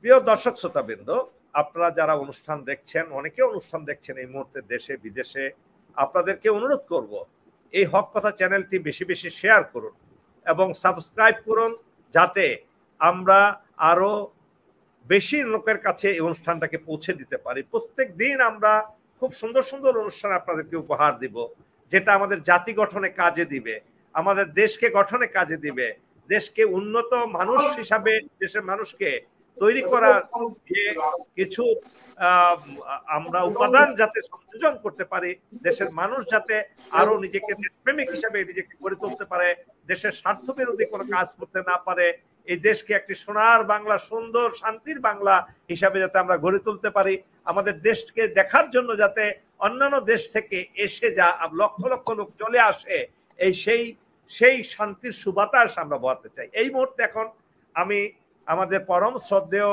সিনিয়র একজন পলিটিশিয়ান বাংলাদেশের এবং সরকারের এখন ক্ষমতাসীন আওয়ামী লীগের গুরুত্বপূর্ণ সিদ্ধান্ত গ্রহণকারী একজন ব্যক্তিত্ব আমাদের সাথে আছেন।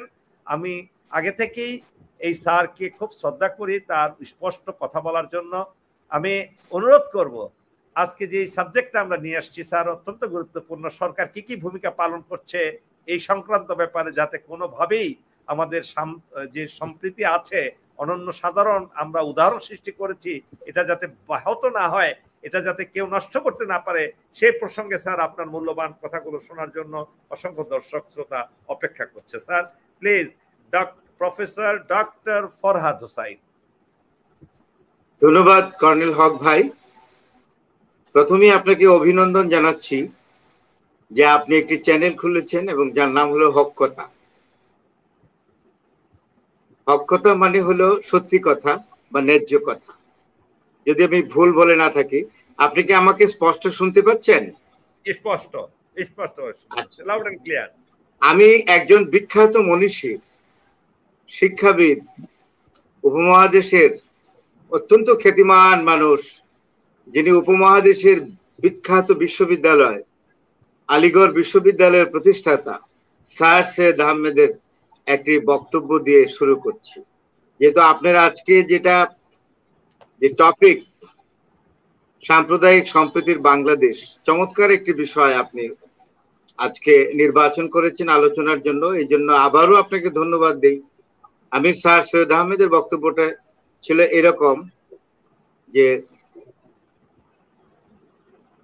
আস্তে আস্তে ওনার জীবনের শেষের দিকে হিন্দু এবং মুসলমানদের মধ্যে যে সম্পর্ক, সেটা আস্তে আস্তে অবনতির দিকে যাচ্ছিল। তিনি তখন বয়োবৃদ্ধ। তখন তিনি একটা কথা বলেছিলেন যে, হে ভারতবাসীর মুসলমানরা, তোমাদেরকে একটা কথা বলি, তোমরা সবকিছুর আগে তোমাদের জাতীয় পরিচয়, তোমরা হিন্দু। এই যে আমি স্যার সৈয়দ আহমেদ, আমি হিন্দু। যারা হিন্দুস্তানে বসবাস করে তারাই হিন্দু, এটা কোনো ধর্মীয় পরিচয় না।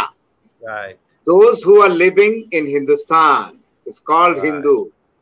আর যদি তোমার ধর্মীয় পরিচয় আসে, তাহলে তুমি মুসলমান, আরেকজন হিন্দু, আরেকজন সনাতন ধর্মাবলম্বী, হিন্দু না সরি, তুমি মুসলমান, একজন সনাতন ধর্মাবলম্বী, একজন বৌদ্ধ ধর্মাবলম্বী, একজন খ্রিস্টান ধর্মাবলম্বী।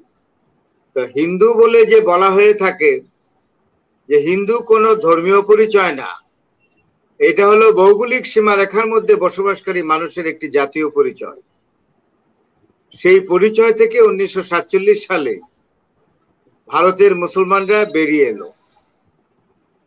এলো এমন একজন ব্যক্তির নেতৃত্বে, যার নাম মোহাম্মদ আলী জিন্নাহ, এবং মুসলমান সম্প্রদায় তার নামের পূর্বে কায়েদে আজম, তার মানে কায়েদ মানে মহান, আজম মানে নেতা, মহান নেতা শব্দটি লাগিয়েছে। উনি নিজে লাগাননি, এই খেতাবটি মুসলমানরাও দেননি। ওনার নামের আগে এই খেতাবটি দিয়েছেন মহাত্মা গান্ধী। গান্ধী একদিন জিন্নাহ সাহেবের বাড়িতে দেখা করতে গেলেন। কথাটি এরকম, গল্পটা, যে জিন্নাহ সাহেব তখন বাড়িতে ছিলেন না। এখনকার মতো তো আর টেলিফোন নাই, হাতে মোবাইল নাই যে ফোন করেই চলে আসবে যে আমি আছি। তো উনি গিয়েছেন, উনি তখন বোম্বেতে গিয়েছিলেন মহাত্মা গান্ধী। ভাবলাম যে জিন্নাহ সাহেবকে একটু দেখে যাই। এবং আরেকটা জিনিস আছে, সেটা হলো এই জিন্নাহ সাহেবের মা হিন্দু, কনভার্টেড, পরে মুসলমান হয়েছেন, মিতুবাই। আর মহাত্মা গান্ধীর মায়ের নাম পুটলিবাই। তারা নাকি শুনেছি সম্পর্কে বোন, কাজিন। তো সেই হিসেবে জিন্নাহ সাহেবের প্রতি অন্যরকম একটা কম্পালশন বা কনসার্ন ছিল গান্ধীর। তো মহাত্মা গান্ধী গেলেন, গিয়ে বললেন যে কায়েদে আজম কি বাড়িতে আছেন? তখন কায়েদে আজম মানে জিন্নাহ সাহেব তখন মালাবার হিল হাউসে থাকে। ওনার যে বাড়িটি একদম বিখ্যাত একটি বাড়ি, অত্যন্ত নান্দনিক, এবং ভারতীয় রুপিতে 370 কোটি রুপি এই বাড়ির দাম হয়েছিল পরবর্তী সময় উনি যখন চলে আসেন করাচিতে। তো যাই হোক, আমি যেটা বলতে চাচ্ছি যে যিনি পাকিস্তান এর সৃষ্টি করলেন, তারও একটি সুখ্যাতি ছিল, কি হিন্দু মুসলিম মিলনের অগ্রদূত হিসাবে। Jinnah was usually called the ambassador of Hindus and Muslims. কিন্তু এই জায়গা থেকে উনি সরে আসলেন এবং পাকিস্তান তৈরি করলেন। অনেকেই বলে যে he wanted to see his name stamped in the history as the creator of a state. তো যাই হোক, এটা তার অ্যাম্বিশনও হতে পারে। তো আমি যে জিনিসটা বললাম যে যখন পাকিস্তান হলো ভারত ভাগ করে, তখন হিন্দু এবং মুসলমানদের মধ্যে যে ক্রেডিবিলিটি, বিশ্বাসযোগ্যতার জায়গাটা খামতি ঘটলো, সংকুচিত হয়ে গেল। এবং হিন্দু এবং মুসলমান এই দুই দলের মানুষের মধ্যে আমি সম্প্রদায় কথাটা ব্যবহার করিনি। সম্প্রদায় কথাটাই খারাপ। সম্প্রদায় কথাটা থেকে সাম্প্রদায়িক এসেছে। আমরা সাম্প্রদায়িক এই কথাগুলোর উপরে গিয়ে আমরা বলতে পারি না যে আমি মানুষ, আমি অ্যাডভোকেট গোবিন্দচন্দ্র প্রামাণিকও মানুষ, ফরহাদ হোসেনও মানুষ, এখানে কর্নেল হক ভাইও মানুষ, বা এখানে যে আরেকজন আছেন আমাদের স্যার কর্নেল আশরাফ আলদিন ভাই, আরেকজন যিনি আছেন স্যার, ওনার নাম যেন কি, কর্নেল বাসের স্যার।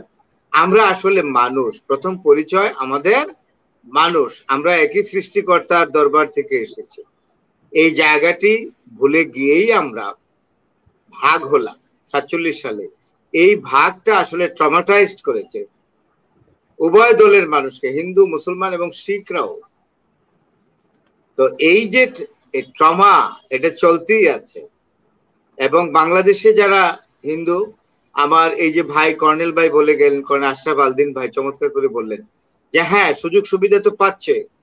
আমরা সংখ্যালঘু যারা আছেন, আমি হিন্দু মুসলমান এগুলো বলতে চাই না, আমি সংখ্যালঘু বলছি, বা হিন্দু সম্প্রদায় বা সনাতন সম্প্রদায় কথাটাই আমি বলতে চাই না, এটার বিরোধী। আমি বলছি যে সংখ্যালঘু যারা, সংখ্যালঘু কথাও বলা ঠিক না, তারা এই দেশের নাগরিক। লঘু গুরু, এই সংখ্যাগুরু সংখ্যালঘু এই কথাগুলো আসবে কেন?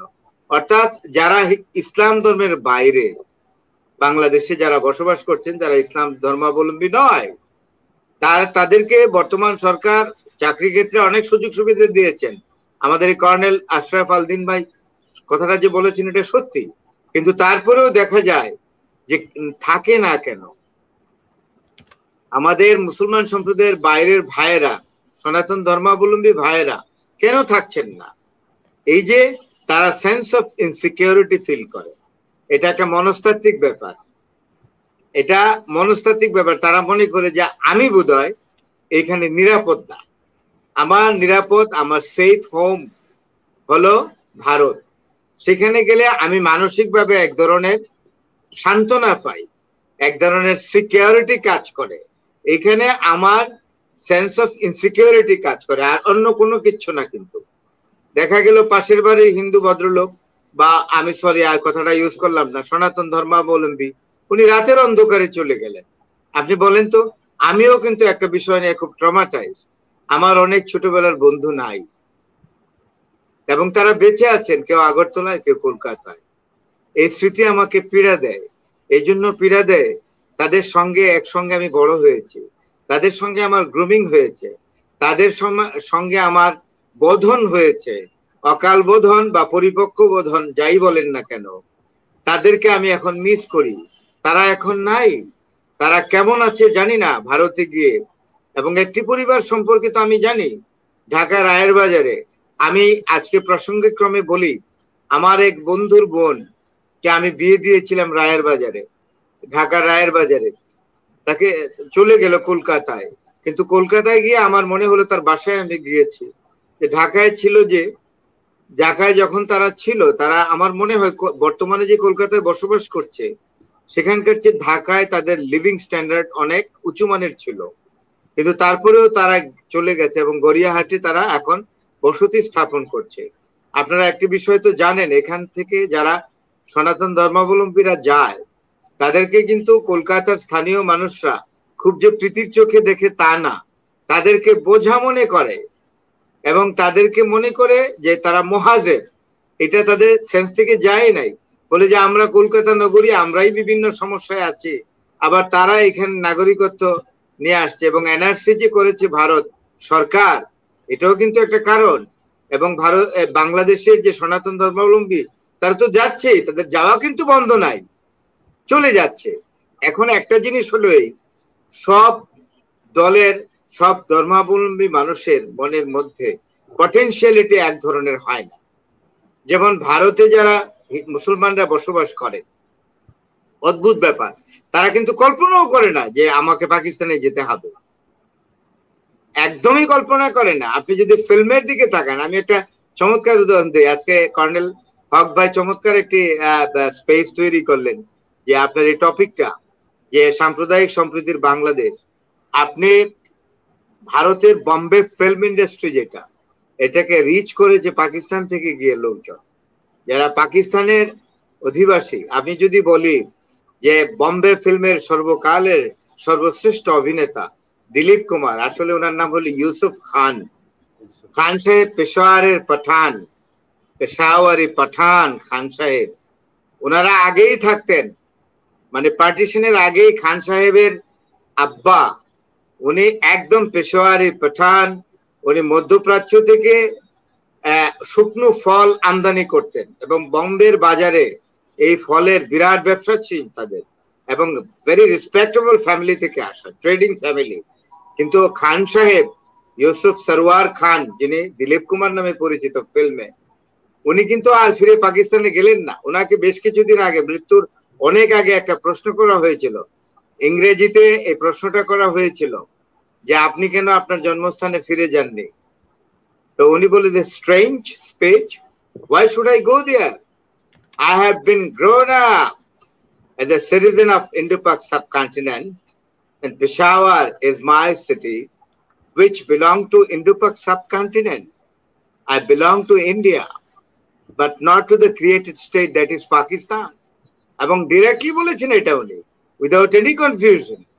আপনি দেখেন সিমিলারলি আপনি মীনা কুমারী নামে একজন নায়িকা খুবই নাম করা ছিলেন, আপনারা জানবেন, তার নাম হলো বেবি মেহজাবিন। ওনার জন্ম হলো লাহোরের পাশে, একদম শহরের, লাহোর শহরের প্রথমেই যে জেলাটা শুরু হয় ভেরা জেলা, সে ভেরা জেলায় ওনার জন্ম। উনি কিন্তু অরিজিনালি পাকিস্তান ভূখণ্ডের মানুষ এবং মুসলমান। উনি চলে আসলেন কোথায়? বম্বেতে। সুরাইয়া, যে সুরাইয়ার ভালোবাসা, যে দেবানন্দকে ভালোবেসে তিনি বিয়েই করলেন না, তিনিও লাহোরের সন্তান। এবং মধুবালা, উনি একজন মুসলমান, নাম মধুবালা, নাম হলো মমতাজ বেগম। উনি একজন পেশাওয়ারি পাঠান। উনার বাবা টোবাকো, ইংল্যান্ডের টোবাকো কোম্পানি, মানে ব্রিটিশ কোম্পানি ইন্ডিয়াতে চাকরি করতেন। উনি কিন্তু দিল্লিতেই রয়ে গেলেন, দিল্লি থেকে বম্বেতে নায়িকা হলেন। এবং মুগলে আজমে তাকে কে না দেখেছে বলেন? আমাদের এখন ভাই সাহেবরা, আমার সিনিয়র যারা আছেন, তারা তো আমার আগে এই ছবি দেখে ফেলেছেন। এবং সবচেয়ে বড় কথা যেটা বলেছি, আপনি 65 ওয়ারে হক ভাই বোধ তখন আর্মিতে প্রবেশ করেননি। ইন্ডিয়া এবং পাকিস্তানে যে 65 সালের যুদ্ধ হয়, আমি ইতিহাস থেকে বলি, 65 সালের যুদ্ধ হয়, 17 দিন কন্টিনিউ করেছিল। আপনাদের ওয়ার হিস্ট্রিতে আর্মিতে এটা লেখা আছে, 17 দিনের যুদ্ধ। এবং সেই যুদ্ধে লাহোর শহর ছিল অত্যন্ত বিপদ সংকুল। এবং তখন ভারতের সেনাবাহিনীর প্রধান ছিলেন জেনারেল জয়ন্তনাথ চৌধুরী। উনি প্রমোদ চৌধুরীর বড় ভাইয়ের ছেলে, আমাদের বিখ্যাত সুসাহিত্যিক, অরিজিনাল বাড়ি পাবনা, কিন্তু পাকিস্তান, ওরা ব্রিটিশ আমলেই কলকাতায় সেটেল। তার ভাইয়েরা চিফ জাস্টিস পর্যন্ত হয়েছে, কাজিনরা, অনেক বিখ্যাত ব্যক্তি।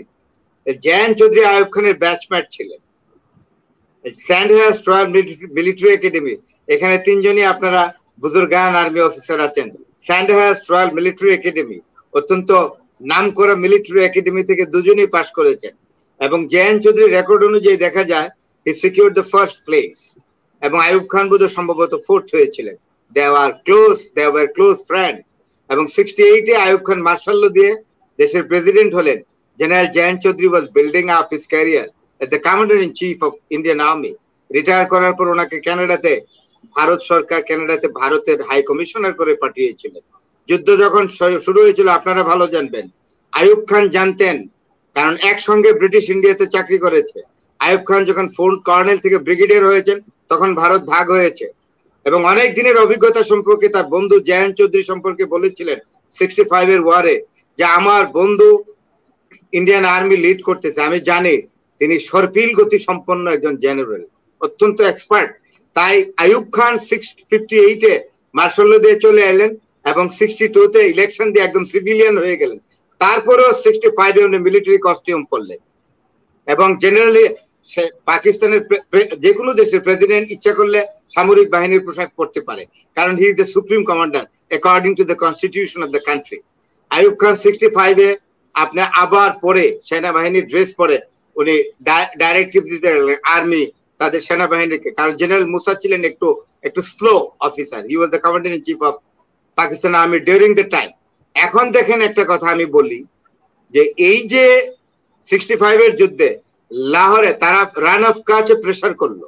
রান অফ কাচ খুবই নাম করে জায়গা, যুদ্ধ হয়েছিল, পাকিস্তানি সৈন্যরা এখানে অনেক অ্যাডভান্স হয়ে গিয়েছিল এবং কচ্ছের রান পার হয়ে তারা গুজরাটের কাছে চলে এসেছিল।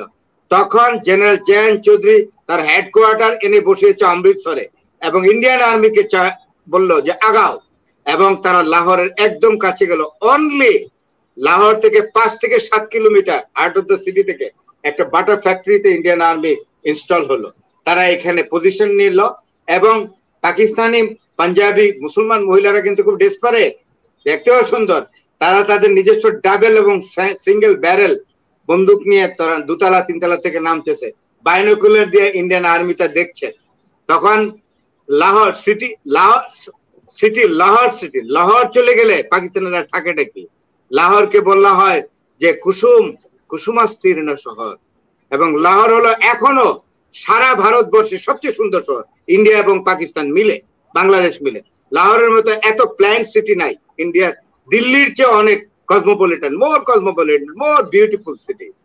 তখন লাহোর যখন about to be fall exactly under Indian Army, তখন দিলীপ কুমার, নার্গিস, লাহোর ব্যাকগ্রাউন্ড, দিলীপ কুমার, নার্গিস, মীনা কুমারী, সুরাইয়া, সবাই, তারপরে দুর্গা দাস, কুলদীপ নায়ার, খুশবন্ত সিং, সব লাহোর থেকে মাইগ্রেট করা। তারা তখন ভারতের যে প্রধানমন্ত্রী তিনি ছিলেন লাল বাহাদুর শাস্ত্রী, শাস্ত্রীকে চিঠি লিখলেন, নো, লাহোর দখল করা যাবে না, লাহোর দখল করলে সাংঘাতিক সিভিলিয়ান ক্যাজুয়ালিটি হবে, আমরা চাই না, আমাদের জন্মস্থান এত সুন্দর শহর ধ্বংসস্তূপে পরিণত হবে। আপনি বুঝতে পেরেছেন তো? অসাধারণ, অসাধারণ, অসাধারণ। এই যে বুঝতে পেরেছেন তো রিলেশনটাকে? ইন্দিরা গান্ধী তখন তথ্যমন্ত্রী, লাল বাহাদুর শাস্ত্রীর কাছে গিয়ে বললেন যে কাকা বাবু, ডোন্ট ডু দ্যাট প্লিজ, আমার ঠাকুরমার জন্মস্থান লাহোরে, আমার বাবার মামার বাড়ি Lahore, we cannot destroy this city, I have got the sweet legacy with Lahore. আমি ছোটবেলায় আমার বাবার সঙ্গে গিয়েছি, আমি একটা বিশেষ বয়সে পাকিস্তান হওয়ার পরেও আমি করাচিতে আমার বাবার সঙ্গে গিয়েছি। আমার বাবা প্রাইম মিনিস্টার যখন নওয়াব জায়েদ Liaquat Ali Khan received my father very cordially and I was with my father. So এরকম ইন্ডিয়া পাকিস্তানের উপর রেগারাস অ্যাটাক করা যাবে না। এই সেন্টিমেন্টের পরেও কিন্তু দুটো দেশ হলো এবং 71 আমরা আর থাকতে পারলাম না পাকিস্তানিদের সাথে, আমরাও আলাদা হলাম। এই যে টুকরো টুকরো হয়ে যাওয়া ধর্মের নামে, হ্যাঁ, এবং এই ধর্মের নামে দেশ ভাগ হওয়ার মতো আর দুঃখের কিছু নাই। ইসরায়েলের প্রাইম মিনিস্টার, প্রথম প্রধানমন্ত্রী ডেভিড বেন গরিয়ন, 1948 সালে ইসরায়েলের সরকার গঠন হয় প্রথম, এবং ডেভিড বেন গরিয়ন একজন মাইগ্রেটিং পলিশ ইহুদি, তিনি প্রধানমন্ত্রী হলেন। তাকে জিজ্ঞেস করা হলো, সাংবাদিকরা তাকে জিজ্ঞেস করলো ওত নেওয়ার পরে যে you have created a state on the basis of religion. তখন উনি ডেভিড বেন গরিয়ন বলেছিলেন, go to India, in India there is a Muslim leader whose name is Jinnah. Jinnah has created a state on the basis of the slogan of religion. It is a theocratic state. If he can exactly make the state, why not me? সুতরাং এই জায়গাগুলো আমি আজকে বললাম ইতিহাস। আমরা কিন্তু এমন একটা অবস্থায় আছে, আমরা আমাদের বন্ধু বান্ধবদের জন্য আমাদের প্রাণ কাঁদে, কিন্তু দেখেন রাজনীতি বন্ধু থেকে আমাকে সরিয়ে রেখেছে। সে কোন ধর্মের কোন গোত্রের এগুলো আমার দেখার বিষয় না। He is my friend and he was my friend.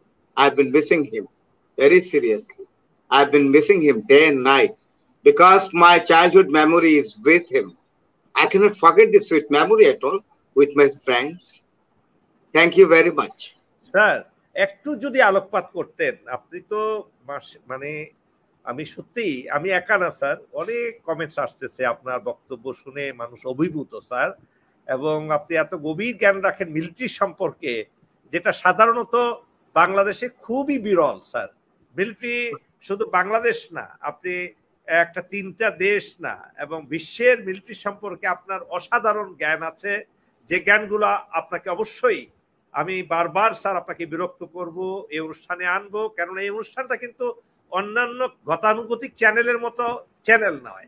সেখানে মারামারি কাটাকাটি ঝগড়া ফাসাদ হয়, আমরা কিন্তু এখানে জ্ঞান ও গভীর কথা, গম্ভীর কথা, যেটা শুনে মানুষ লাভবান হবে, হিংসা জাগ্রত হবে না, ঘৃণা জাগ্রত হবে না, এই ধরনের মানসিকতা আমরা তৈরি করতে চাই একটা জাতির মধ্যে। স্যার আপনার হক ভাই আমি তাহলে আজকে একটু আসি, আমাকে একটু মাফ করবেন, এখনই শেষ করে আমি এখনই চলে যাব, কারণ আমি একটা রেকর্ড করেছি বাংলা টিভিতে, প্রায় ঘন্টাখানেকের একটা রেকর্ডিং। তারপরে আমি ফেস দ্য পিপলে সাইফুর সাগরের এখানে করে আপনার এখানে আসলাম। এর মধ্যে হাসিনাও একটা ফোন দিল, তাকে মেসেজ দিয়েছে যে I am in a talk show of Haque ভাই। আমি বলে দিয়েছি আজকে কি আমাকে একটু মাফ করা যায়? আমার স্ত্রী সকালবেলা কলেজে যাবেন, তো আমিও কলেজে যেতে ইউনিভার্সিটিতে যাব।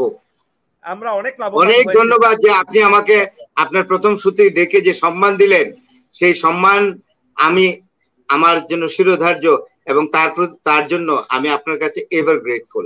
এবং আমি ভাইকে, কর্নেল আশরাফ আল দিন ভাই, তারপরে কর্নেল বাসেদ ভাই বোধহয়, হ্যাঁ ওনারা আমার গুরুজন, মুরব্বী, অত্যন্ত বুজুর্গান, আপনাদের সবাইকে আমি সালাম জানিয়ে আপনাদের কাছ থেকে বিদায় নেওয়ার অনুমতি প্রার্থনা করছি। আসসালামু আলাইকুম আপনাকে এবং ভাবিকে সালাম, সবাইকে সালাম। আসসালামু আলাইকুম। প্রিয় দর্শক শ্রোতাবৃন্দ, আপনারা এতক্ষণ অনেক গুরুত্বপূর্ণ বিষয় জানতে পারলেন, আমরা জানলাম এই পাক ভারত সম্পর্কে, বিভিন্ন বিষয় সম্পর্কে। দর্শক শ্রোতাবৃন্দ, আপনাদেরকেও সুযোগ দেওয়া হবে, আপনারা প্রশ্ন করতে পারেন এবং আমাদের অনুষ্ঠানে সংযুক্ত হতে পারেন। ইতিমধ্যে অনেকক্ষণ ধরে অপেক্ষা করছেন ইশতিয়াক নামে এক ভদ্রলোক। আপনি আপনার মাইক অন করুন। এর মধ্যে আপনাদেরকে আমি অনুরোধ করব আমাদের অনুষ্ঠানটাকে শেয়ার করার জন্য, সাবস্ক্রাইব করার জন্য, যাতে আমরা আরো বেশি বেশি দর্শককে আমাদের সাথে সংযুক্ত করতে পারি। মিস্টার ইশতিয়াক, আপনি কি আছেন না অন করে চলে গেছেন কোথাও? জি জি জি আমি আছি। আছেন? আচ্ছা, প্লিজ আপনাকে আছেন না? আপনাকে চেহারা দেখতে পাচ্ছি না, আপনি একটু যদি আপনার ভিডিওটা অন করতেন প্লিজ। এবং অন্যান্য দর্শক শ্রোতারা, আমার জায়গায় অন্ধকার, তো আপনি ও আচ্ছা, না আমার জায়গায় অন্ধকার পার্টিকুলারলি আপনি দেখতে পাবেন না। দেখেন, আপনি এই একটু আগে দেখা গেছে যে এরকম দেখলে চলবে, অসুবিধা নাই, দেখলেই চলবে। তো প্রিয় দর্শক শ্রোতাবৃন্দ, আমি আপনাদেরকে আমাদের সাথে সংযুক্ত হওয়ার সুযোগ দিচ্ছি। আপনারা আসতে পারেন, ইচ্ছা করলে লিংক দেওয়া আছে, আপনারা আসতে পারেন। এখন প্লিজ আপনি কথা বলুন ইশতিয়াক সাহেব, আপনি আপনার বক্তব্য রাখুন, প্রশ্ন থাকলে প্রশ্ন করুন, বাট সংক্ষেপে 1-2 মিনিটের মধ্যে প্লিজ। পরিচয় দেন প্রথমে। জি ধন্যবাদ। আসলে আপনার অনুষ্ঠানটা প্রথম থেকে অত্যন্ত তথ্যবহুল।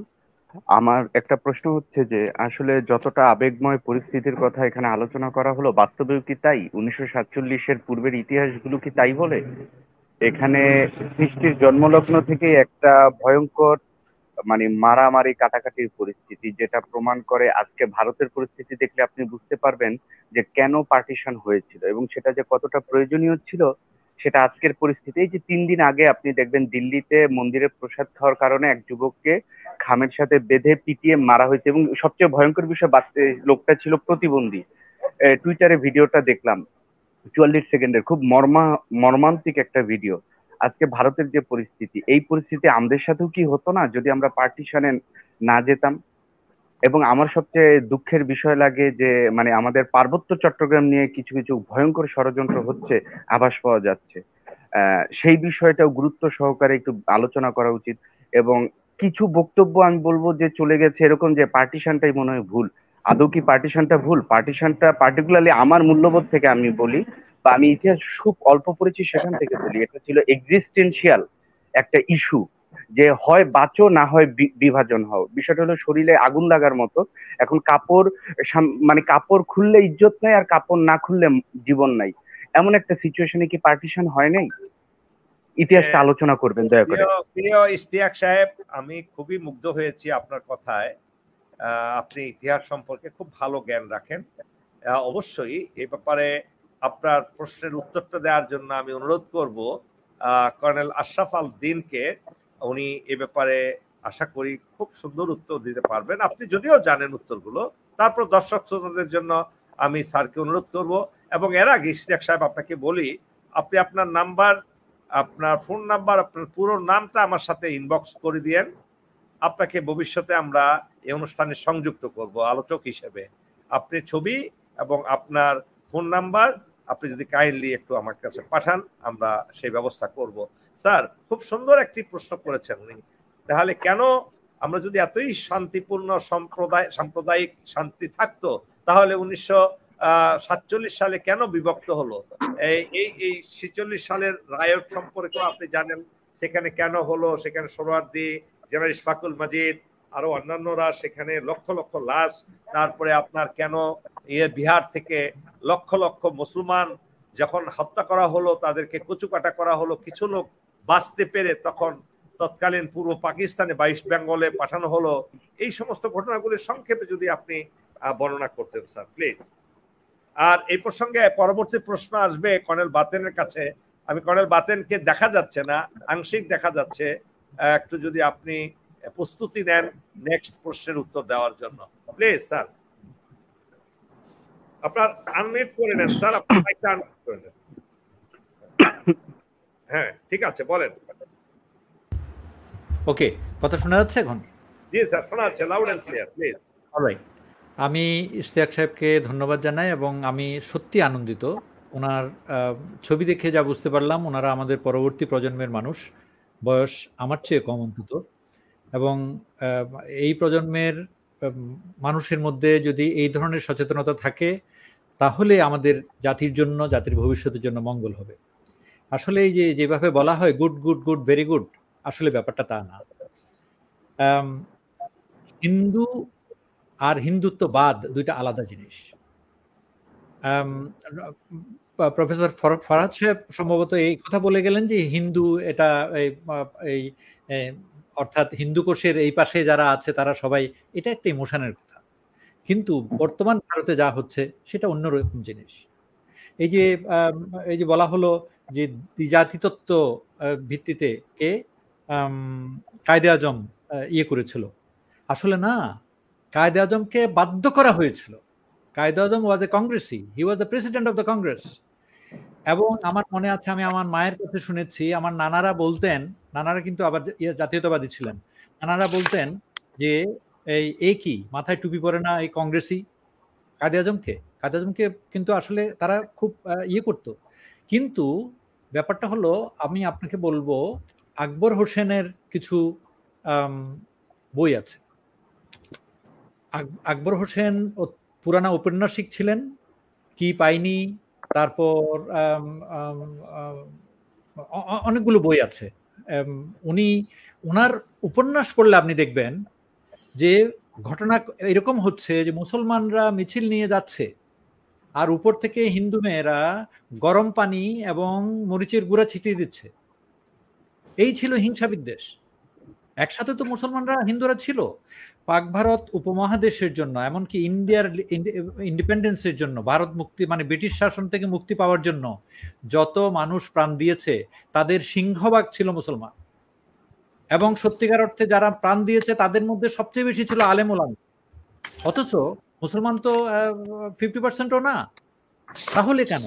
ব্যাপারটা হয়েছে এই, তখন আসলে হিন্দু মুসলমানের ব্যাপারটা না, এটা একটা সচেতনতা, আমরা একসাথে স্বাধীন হব।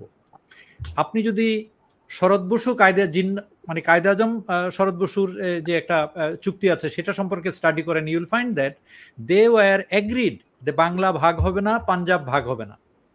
কিন্তু কলকাতার বাবুরা দেখলো যে বাংলা যদি ভাগ না হয়, তাহলে তো মুসলমান সংখ্যাগরিষ্ঠ তার আমরা তো তাদের মানে নিচে চলে যাব। সুতরাং তাদেরকে নিজেদের পদ পদবি রাখতে হবে, কলকাতার আভিজাত্য রাখতে হবে, সুতরাং বাংলাকে ভাগ করতে হবে। তারা তাই করেছে। রবীন্দ্রনাথ বাংলা ভাগ হয়ে যাচ্ছে ওই জন্য কাঁদতে কাঁদতে লিখেছিলেন, আমার কি বলে, আমার সোনার বাংলা আমি তোমায় ভালোবাসি। যদিও আমরা এখন আবেগের চোটে বাংলাদেশের স্বাধীনতার পর আমরা এটাকে আমাদের জাতীয় সঙ্গীত করেছি, সেটা অন্য কথা।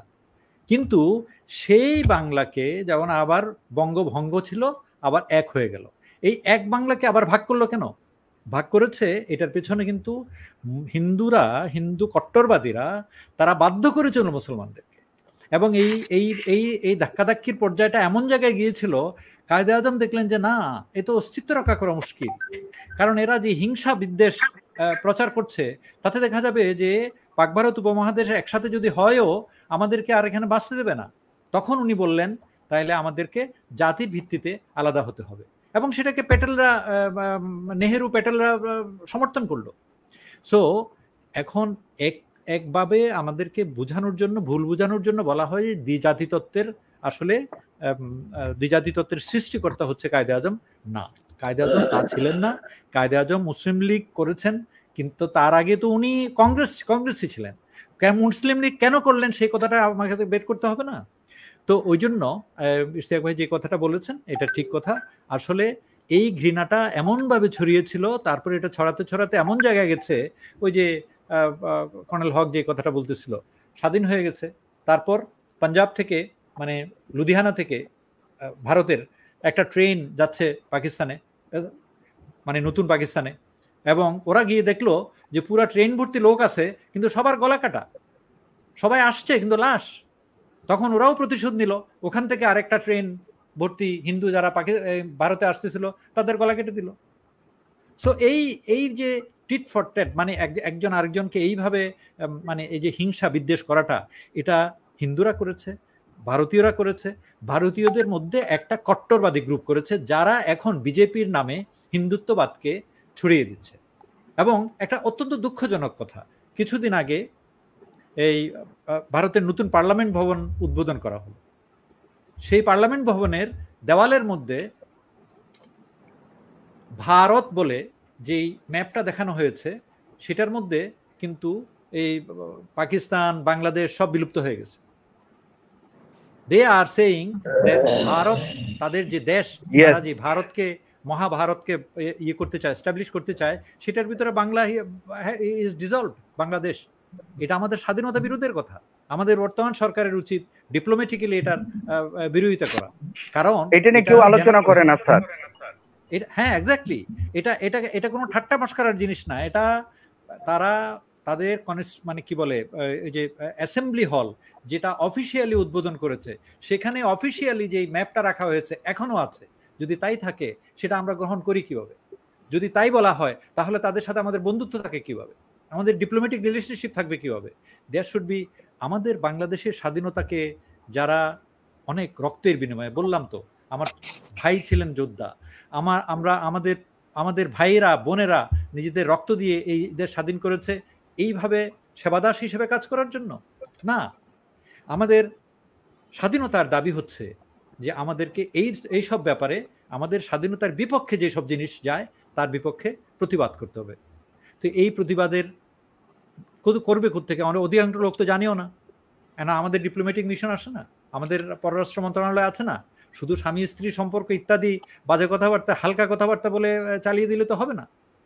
একটা ম্যাপ যদি, মানচিত্র যদি অফিসিয়ালি দেখানো হয় যেটার মধ্যে বাংলাদেশকে দেখানো হচ্ছে ভারতের অংশ, তাহলে তো আমাকে, we have got reasons to retaliate against this. তো এই জিনিসগুলো আমি বলবো যে অ্যাকচুয়ালি ধর্মের নামে স্বাধীন হয়েছে, এটা কিন্তু হিন্দু, মানে পশ্চিমবাংলার বাবুদের এবং কট্টরবাদী হিন্দু যারা, এই যে বল্লভভাই প্যাটেলরা, ওনাদের ইনস্টিগেশনে। Muslims did not want it. এমনকি শুধু তা না, আবুল কালাম আজাদ সাহেব, he did not come from India to Pakistan. উনি থেকেই গেলেন, উনি কংগ্রেসে ছিলেন, উনি থেকেই গেলেন। উনি বললেন যে ভাই, ইয়ে তো হামারা মুলক হ্যায়, এটাই আমার আমার আমার দেশ, আমার জমি। এবং ওনাকে উনি ছিলেন কি বলে, কংগ্রেসের সভাপতি। উনি ভদ্রতা করে নেহেরুকে বললেন যে ঠিক আছে, এখন তুমি সভাপতি হবে, ব্যাস। তারপরে ওনাকে সাইডলাইন করে দিল, এবং পরে উনি অবশ্য শিক্ষামন্ত্রী হয়েছিলেন। তারপর আপনারা বাকি ইতিহাস জানেন। তো বিষয়টা হলো এই যে অ্যাকচুয়ালি হিন্দু মুসলমানের তফাৎ করে, ভাগ করে এই জিনিসটা হয়নি। এখানে একটা জিনিস আছে, একটু হলেও আমরা এখন আমাদের ভাগ হয়ে গেছে। এখন যদি কেউ বলে যে এই বর্ডারের কোনো প্রয়োজন নাই, এটা হলো ষড়যন্ত্র, এই ধরনের কথা বলতে দেওয়া যাবে না। এটা আমাদের স্বাধীনতার বিরুদ্ধে কথা। প্রথম যে ইতিহাস, সেই ইতিহাস আমরা জানি। ইতিহাস আমাদেরকে কেন জানতে হবে?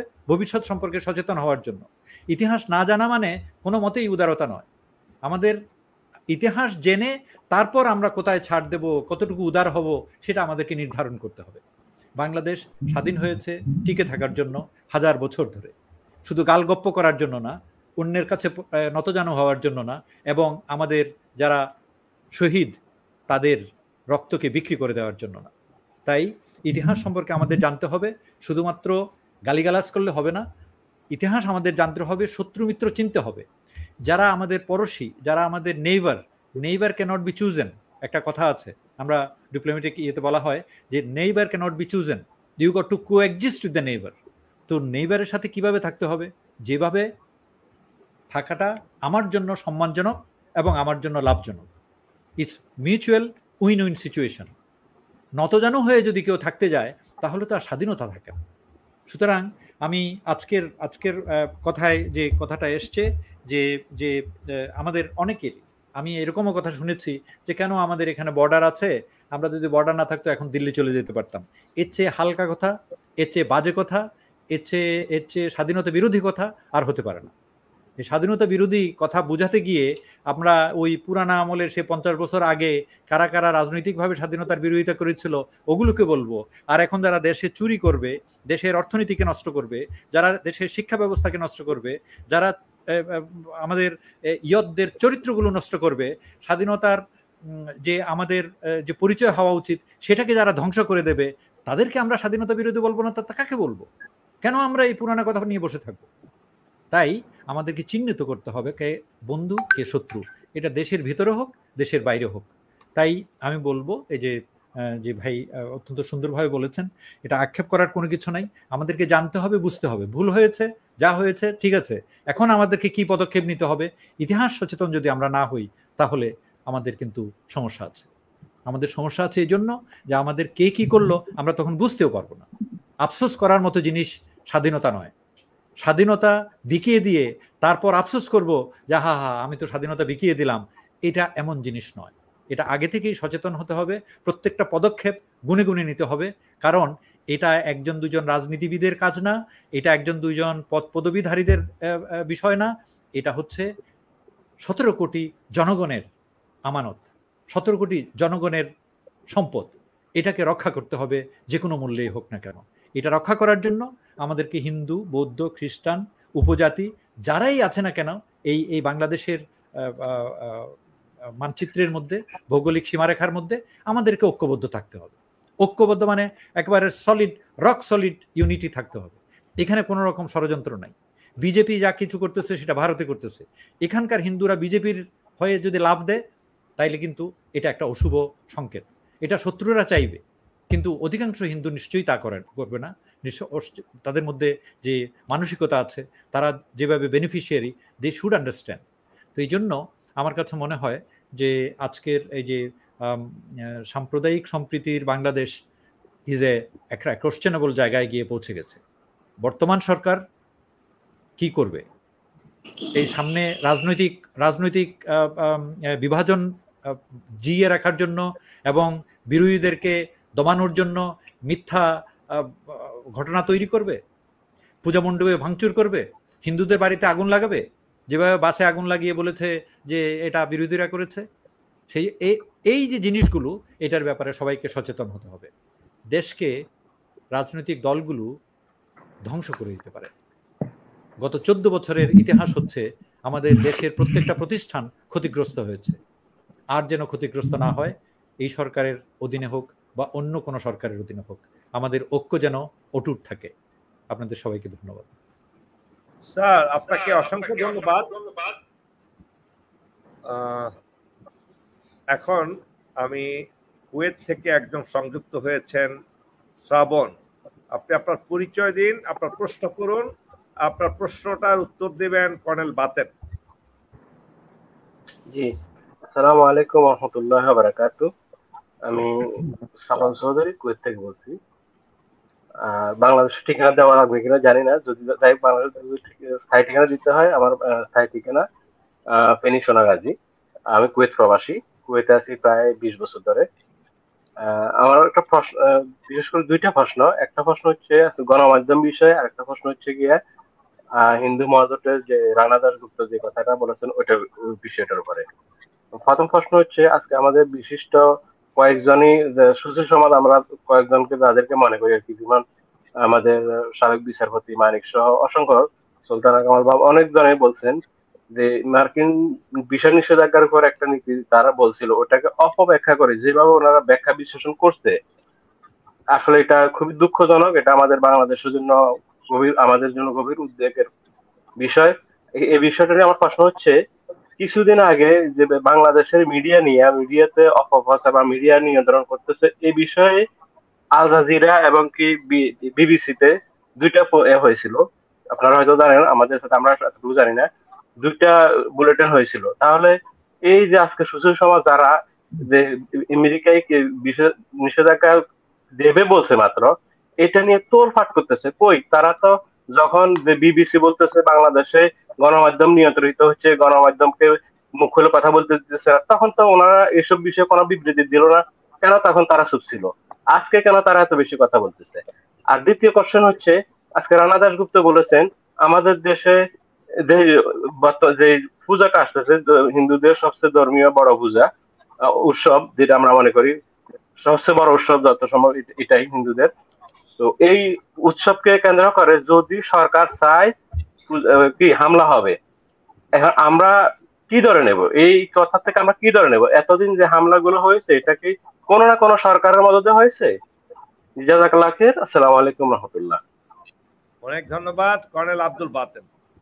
জি, ধন্যবাদ ভাই আপনাকে আপনার এই সুন্দর প্রশ্নের জন্য। আপনার দুটো প্রশ্ন, প্রথম হচ্ছে সম্ভবত ভিসা নীতি সম্পর্কে। তো ভিসা নীতি, মার্কিন ভিসা নীতি বর্তমানের একটি বহুল আলোচিত বিষয়, এবং এই ভিসা নীতির প্রয়োগ যে শুধু বাংলাদেশেই প্রথম হয়েছে এমনটি নয়, পৃথিবীর আরও একাধিক দেশে হয়েছে। বাংলাদেশের সঙ্গে একটু ক্ষেত্রে পার্থক্য আছে বলা হয়ে থাকে, সেটা হলো অনেক দেশে হয়েছে নির্বাচনের পরবর্তী সময়ে। এই ভিসা নীতি মার্কিন যুক্তরাষ্ট্র কি জন্য প্রয়োগ করছে, বিষয়টি আমরা সবাই কম বেশি জানি। সেটা হচ্ছে একটি সুষ্ঠু নির্বাচন অনুষ্ঠানের লক্ষ্য নিয়ে তারা এই ভিসা নীতি প্রয়োগ করছে। যারা এই সুষ্ঠু নির্বাচন অনুষ্ঠানের পথে বাধা সৃষ্টি করবে, এই ভিসা নীতিটা মূলত তাদের জন্যই প্রয়োগ করা হচ্ছে।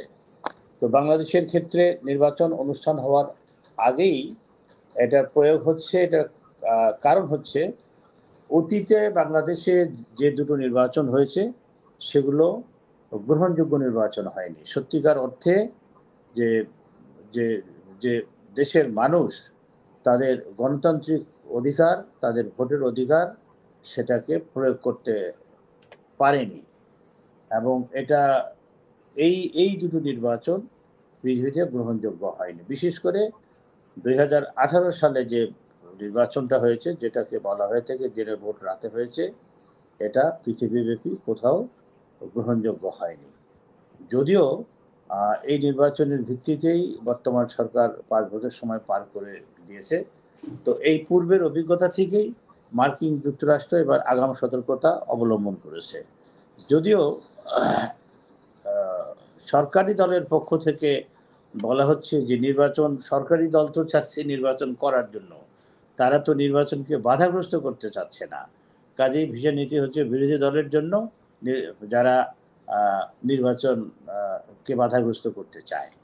এখানে বিষয়টি হচ্ছে এই অপব্যাখ্যা তারা দেবে ভিসা নীতির কারণে। তারা যে কতটুকু ভীত সন্তুষ্ট হয়েছে ছোটোখাটো কিন্তু বিষয় থেকে, সেটা আমাদের কাছে পরিষ্কার। একটি মানে চেয়ে নিয়ে, বলা চলে অনুরোধ করে একটি সেলফি তুলে সেটা নিয়ে তারা প্রায় 1 সপ্তাহ ধরে খুব বাগাড়ম্বর করেছে। এর থেকেই তাদের দৈন্যদশা সম্পর্কে আমরা দেশবাসী সহজেই উপলব্ধি করতে পারে।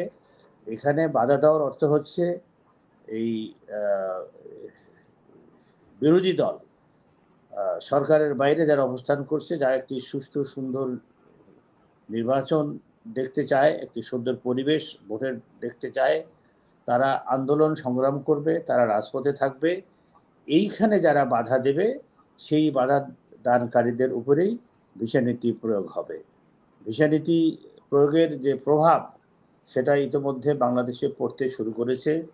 যাদের উপরে যদিও আমরা এক্স্যাক্টলি জানি না যে কাদের কাদের উপরে হচ্ছে, কারণ মার্কিন যুক্তরাষ্ট্রের এটা পলিসির অংশ হিসাবে তারা কাদের উপরে ভিসানীতি প্রয়োগ করছে সেটা তারা প্রকাশ করে না। জানা গেছে যে সরকারের কাছে একটা তালিকা আছে, কিন্তু বিভিন্ন সূত্র থেকে আমরা যে নামগুলো জানতে পেরেছি তাদের যে বর্তমান যে তাদের মানসিক অবস্থা এবং তাদের যে ভূমিকা, বিশেষ করে পুলিশ বাহিনীর ক্ষেত্রে কিছু কিছু ক্ষেত্রে যে ভূমিকার পরিবর্তন হয়েছে। আগে তারা যেরকম মারমুখী ছিল বিরোধী দলের উপরে, এখন তারা আর অতটা মারমুখী নয়। এই অবস্থা থেকে আমরা বুঝতে পারছি যে ভিসা নীতি কিছুটা হলেও কাজ করতে শুরু করেছে এবং সামনের দিনগুলোতে এটা আরো প্রয়োগ হবে এবং আরো ব্যাপকভাবে কাজ করবে। অনেক ধন্যবাদ স্যার, আপনাকে অনেক ধন্যবাদ। আমাদের অনুষ্ঠান শেষ পর্যায়ে এখন। আপনার মূল্যবান বক্তব্যের জন্য ওনার আরেকটি প্রসঙ্গ ছিল, আমি এটা সংক্ষেপে উত্তর দেব। সেটা হলো হিন্দু মহাজোটের যে ভদ্রলোক রানা দাস গুপ্ত নানান কারণে একজন বহুল আলোচিত ব্যক্তি। তিনি সবসময় বিতর্কিত কাজ করেন এবং বিতর্কিত কথা বলেন। তিনি কেন কথা বলেছেন কথা আমাদের যে অ্যাডভোকেট গোবিন্দ ছিলেন তিনি কথাটা পরিষ্কার করে বলে গেছেন এবং এটি তিনি একটা খুবই উদ্দেশ্য প্রণীতভাবে বলেছেন।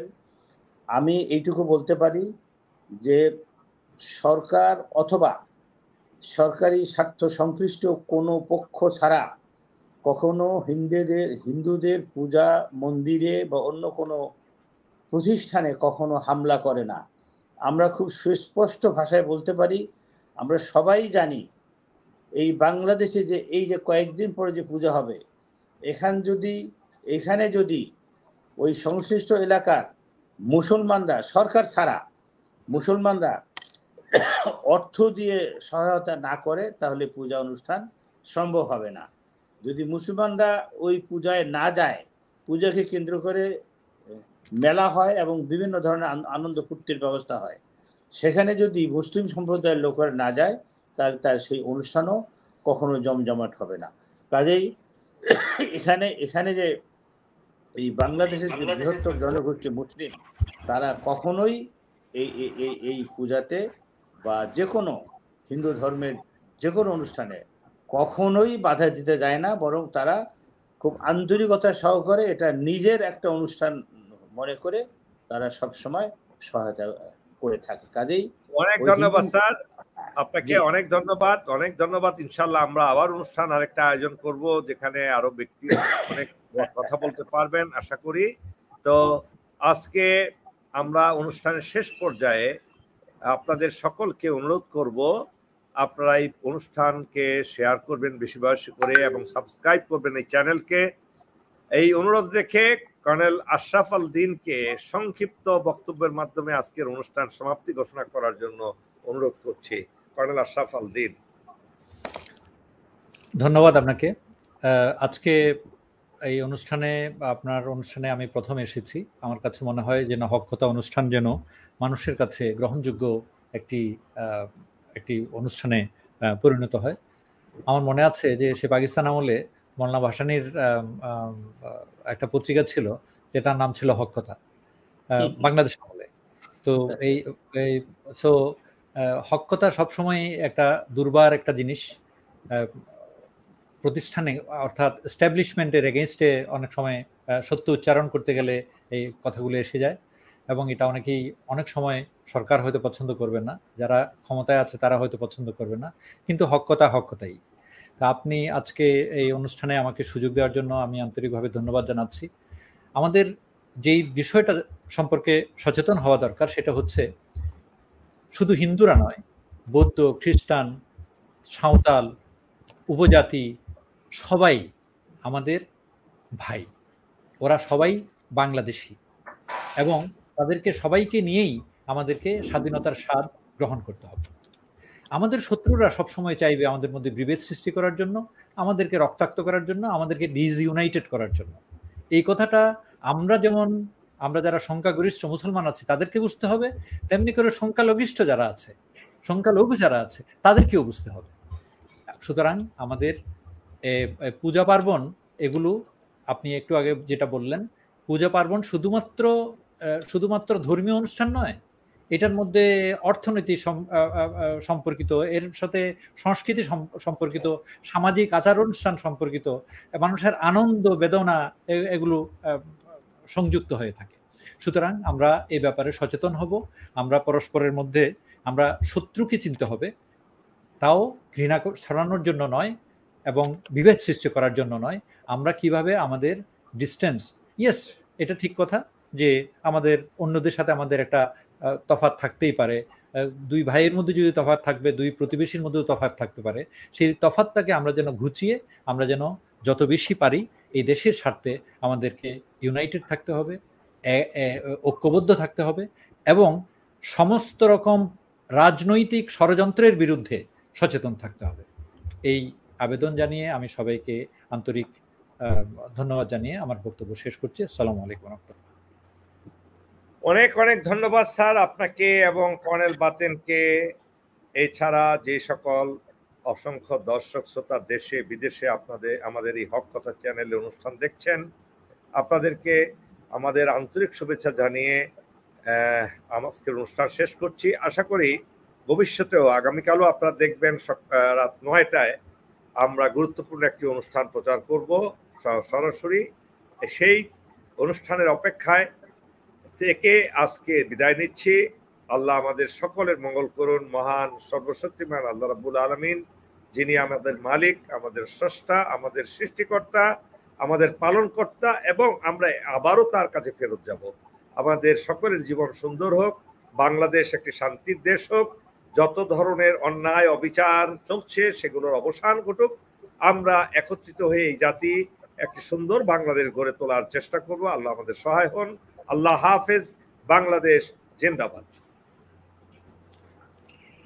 ধন্যবাদ। আসসালামু আলাইকুম ওয়া রাহমাতুল্লাহ।